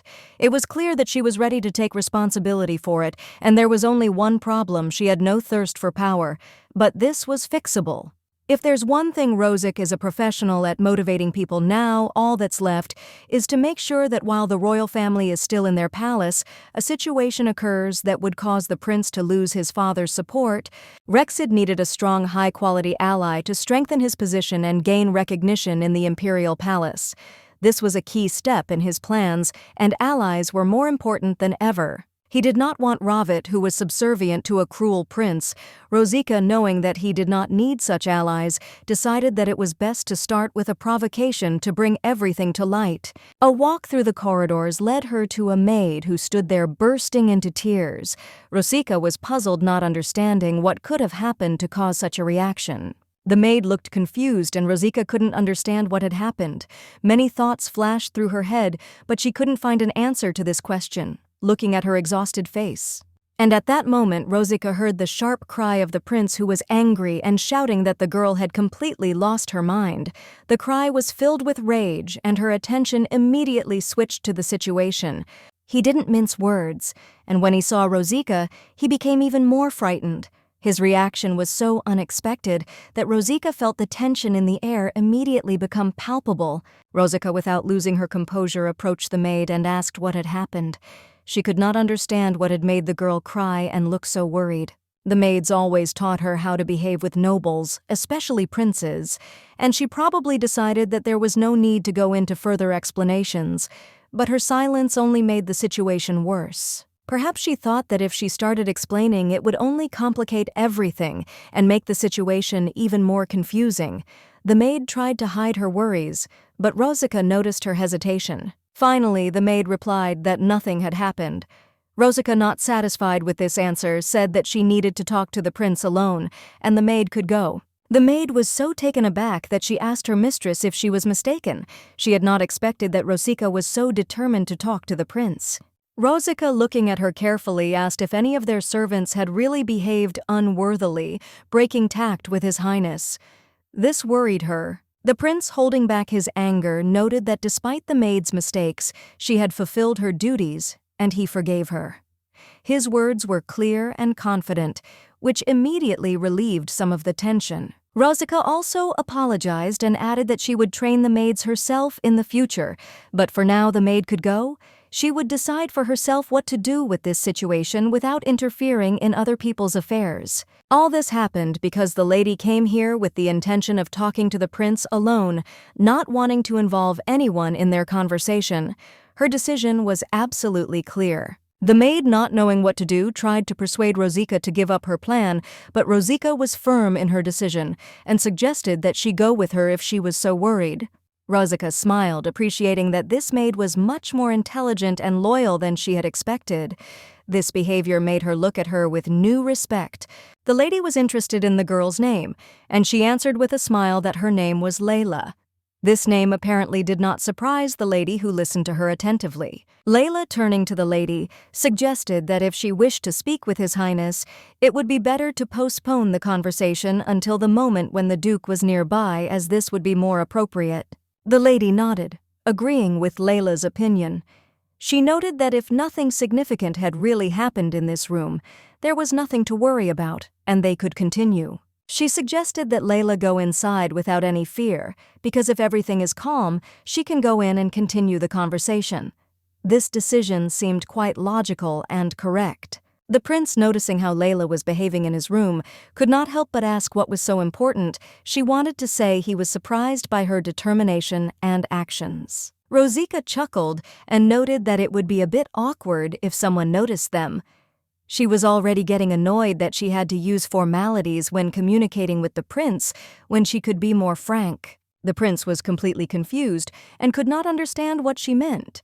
He did not expect such a frank approach and was at a loss, not knowing how to react to her words. Rosika, noticing his bewilderment, asked again whether she really had to repeat her phrase. In her opinion, the prince clearly wanted her to remain silent, despite the fact that she had no intention of doing so. She advised the prince not to worry about his perception problems. They were his problems, not hers. He became very angry, but Rosika remained calm, ignoring his anger. The girl could not hold back her emotions and called the prince a bastard, explaining that people like him with such thoughts and behavior are real problems for society. Rosika continued that if the prince was unable to think normally, he should just get out of the way and not interfere. Her words were direct and unvarnished, which obviously angered him even more. The prince shouted in rage that she was behaving this way because she did not understand who he really was. He was sure that she would not remain without consequences for such behavior. He claimed that the Duke would likely put up with any of her antics and might even justify her actions, which only added to his confidence in his right to power. Rosika, not paying attention to his words, asked what business it was of his. There were only the two of them in the room, and she did not care what he thought or what he might tell the Duke. Rosika noted with a slight mockery that she was probably perceived as a kind and naive lady who couldn't even catch a bug, or as a hooligan who hadn't yet learned to be restrained. Rosika had been so kind as to invite this wild man in. She had treated him as a guest, which meant that he had to behave decently since he was already there. Only with such behavior will he be shown respect and perceived differently. She patted his face without hesitation, asking if this man understood who he was and that he should act accordingly. This made him even more angry, and he raised his hand, preparing to hit her, unable to contain his anger. However, the next moment she opened her eyes and saw the Duke in front of her, who coldly asked the prince if he wished to end his life right here. Rosika thought about it. She wished he had hit her at least once, because that would have been a much better outcome. The Duke, having tolerated all his absurd speeches from the very beginning, said that now the prince had crossed all the boundaries of what was permissible and apparently decided to test how much he could tolerate everything. The prince, unable to bear it, began to shout that he had only seen her swinging at him, while all this was simply a harmless gesture like a slap in the face. He, as the future King Ravita, was offended that this girl dared to hit him despite his status because he was the heir to the throne. Rosika replied that if anyone heard about it, they would think that he stood still and did nothing and that she simply slapped him. He replied that he simply found her funny, calling her a little fox, and did not understand why she was behaving this way now and not the way she had before. Rosika tried to explain to the Duke why she did this, but he did not listen to her explanation, claiming that she could have hit him because of her mood or for some other reason. The girl was completely shocked by the Duke's words, not expecting that he would take her actions so calmly and even justify them. The Duke said that if she had struck the prince, he should have accepted it and taken the blow without making a scene or making any claims. The prince asked if they really thought he would just turn a blind eye to this and not actually avenge the insult. The Duke, with obvious interest, asked again whether the prince was seriously threatening now and what he was going to do about it if he still had the courage. Rexid was curious, but at the same time sad, that he would not be able to find out how it would end if the prince did nothing while he was still alive. Rosika tried to stop the Duke when he started to pull something out of his jacket. She couldn't understand what he was going to do and immediately felt that the situation was becoming dangerous. She decided to ask him a question. Should she really just stand there and watch him abuse the maid? She didn't like the Duke's words, and she wasn't going to keep quiet. Rosika responded by saying that she did not feel she had crossed a line by expressing her displeasure. She was sure that she had done the right thing by intervening in what was happening and did not regret it. The prince, smiling, said that in his opinion she was still too young and did not understand what was happening. Girls, as he said, were needed for this, especially for soldiers as they were with His Highness. The Duke, hearing these words, angrily ordered the prince to shut his mouth. He was irritated that the prince was so frank in expressing his point of view without thinking about how it looked to others. The prince seemed not to notice the threat and continued to speak. He even told how many girls he had sent to the prince's hut when they were fighting against the rebels. These words left Rosika with no choice. He added mockingly that he did not believe that the Duke was so petty as to spare one useless girl for the sake of a comrade. These words, like a knife, pierced Rosika's soul. She did not expect such cruelty. The Duke, unable to restrain himself, grabbed the prince and slapped him across the face. He was ready to teach him a lesson, knowing that he could not let such behavior go without consequences. The prince fell, but the Duke showed no mercy. The prince found himself on the ground, his face badly damaged. The Duke looked at him and asked if he understood why he was being punished. His gaze was hard and his words were the same. The Duke, having said these words, continued his actions. He took a dagger from his jacket, deciding to finish the job. Rosika watched the events from the corner of her eye, hoping that everything would end without further casualties. This time, the Duke was determined to be symmetrical. He was going to cut the prince on the other side to make his face even more disfigured. His eyes were blazing with anger, and he was determined. Rosika could not remain silent any longer. She cried out, asking the Duke to stop these cruel actions. She could not understand why he continued to mock the prince despite the fact that everything had already gone too far. When the prince tried to get up, he noticed that 2 of his teeth had fallen out. It was a moment that left him stunned. He had not thought that the fight would lead to such consequences and was shocked by what had happened. The prince was in complete shock. He did not expect such injuries to be so serious. He stood there not knowing how to react and wondered how he could get out of this situation with such injuries. The Duke, noticing the situation, chuckled and noted that the prince had spoken in front of the girl about how they had skinned the rebels. These words were cold and cynical, like the Duke himself, who did not feel the slightest regret. He realized that he had to use his mind, and remembering everything, he gave a clear answer. The answer was clear and decisive. His thoughts were clear, and he explained at once. The Duke began to ask if he had touched any of the women who had been sent to him. He noted that he had sent several ladies to him for an answer. The Duke demanded an explanation of what he had done to the women. He warned that if the man remained silent, the consequences could be very serious next time. Rosika was confused. She couldn't understand why the Duke started the conversation with such a strange accent and asked such questions. It seemed absurd to her. She thought that now was not the time to delve into such trifles, and decided that it was better to concentrate on more important things, ignoring the Duke's words. However, the Duke continued to insist, saying that it was important to him, and asked her to give an answer. Rosika felt that she could not avoid this conversation. The prince was beside himself with rage. He said that the Duke was only bragging about not being able to take advantage of his chance, despite the fact that everything was handed to him on a silver platter. In response, the prince said that the man seemed to have not yet come to his senses and could not move from the spot even after everything was offered to him. The rage in his voice was obvious. Apparently, there was only one way that Rosika could choose to solve everything. She decided to intervene and try to resolve the situation despite its complexity. She said that if he puts a woman on the same level with things and continues to behave that way, then he is not only rude, but also a truly stupid person. The prince asked her what she meant, and Rosika responded by asking if the thing hanging between his legs even worked. The question was direct and bold. The prince became furious again, not understanding what she was trying to say.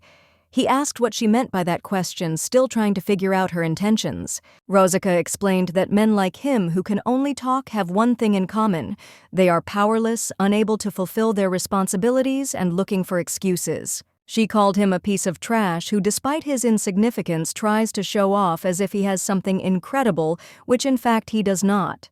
It was more of a self-defense instinct, although she had no intention of delving into his problems at first, but apparently it caught her attention and she felt some curiosity. She expressed her opinion that women avoided him because he was impotent. After that, she told the Duke outright that the Prince of Ravita had in fact been impotent all his life. The prince could not stand it, and began to shout that it was a lie, and that he could show that everything was not. So Rosica ran up to the Duke and declared that he seemed to have gone completely mad. The Duke only confirmed her words, noting that this man seemed to have truly gone mad, and did not understand how he could do such a thing right here in front of everyone. The prince cried out that she had started it, but Rosica calmly replied that judging by his reaction, she must have been right. This clearly offended him, and he could not hide his displeasure. In fact, Rosica was sure that Ravita's heir was impotent. She was wondering what interesting story she could share with the northern aristocrats who would come to visit them. She thought that there was nothing funnier than this situation, and it would be amusing to tell them what a ridiculous and weak man stood in the way of the throne. For members of the royal family, talk about their sexual functions, whether true or not, has always been an Achilles' heel, a weak spot they try to hide. Therefore, Rosica was sure that the harems would probably not take risks and would try their best to avoid such topics. She suggested that the prince argue with her. She put one vote on his apparatus not working, and if it suddenly turned out that everything was fine, she promised to apologize to him. She asked him to kneel down. The prince, not understanding why she wanted to do this, asked what the point was in him kneeling down before her. The princess asked what exactly he would get if she knelt before him. Her question was not so much a challenge as an attempt to understand his motives. But the girl corrected him, saying that it was not she but the Duke himself who would have to kneel before him. The princess was ready to consider this as his obligation. If that wasn't enough, she suggested another idea. Let him give her a title, she could become the Duke of the Drax Empire, gaining power and influence. Rosica was sure that he would definitely react now, and perhaps even get angry. She expected to see how his patience and pride would be tested. However, the Duke, surprising her, calmly agreed. He said that he agreed with the proposal and that they would do exactly as she suggested. The prince, noticing how the situation was developing, came closer and asked if Rosica was really sure of her decision. He doubted her firmness. Rosica, without hesitation, replied that she was completely sure everything would be verified in 2 days, when the aristocrats would arrive to witness her words. The prince noticed that she might be planning to send the assassin to her place within those 2 days. He wondered what to do if she changed her mind later. The girl, with a slight smile, noticed that everyone around him was the same as him and took off the ring. She asked if he knew what this object was hinting at its meaning. She asked him not to act hastily, but he put the ring on his finger without thinking. It was his decision, and he had no intention of backing down,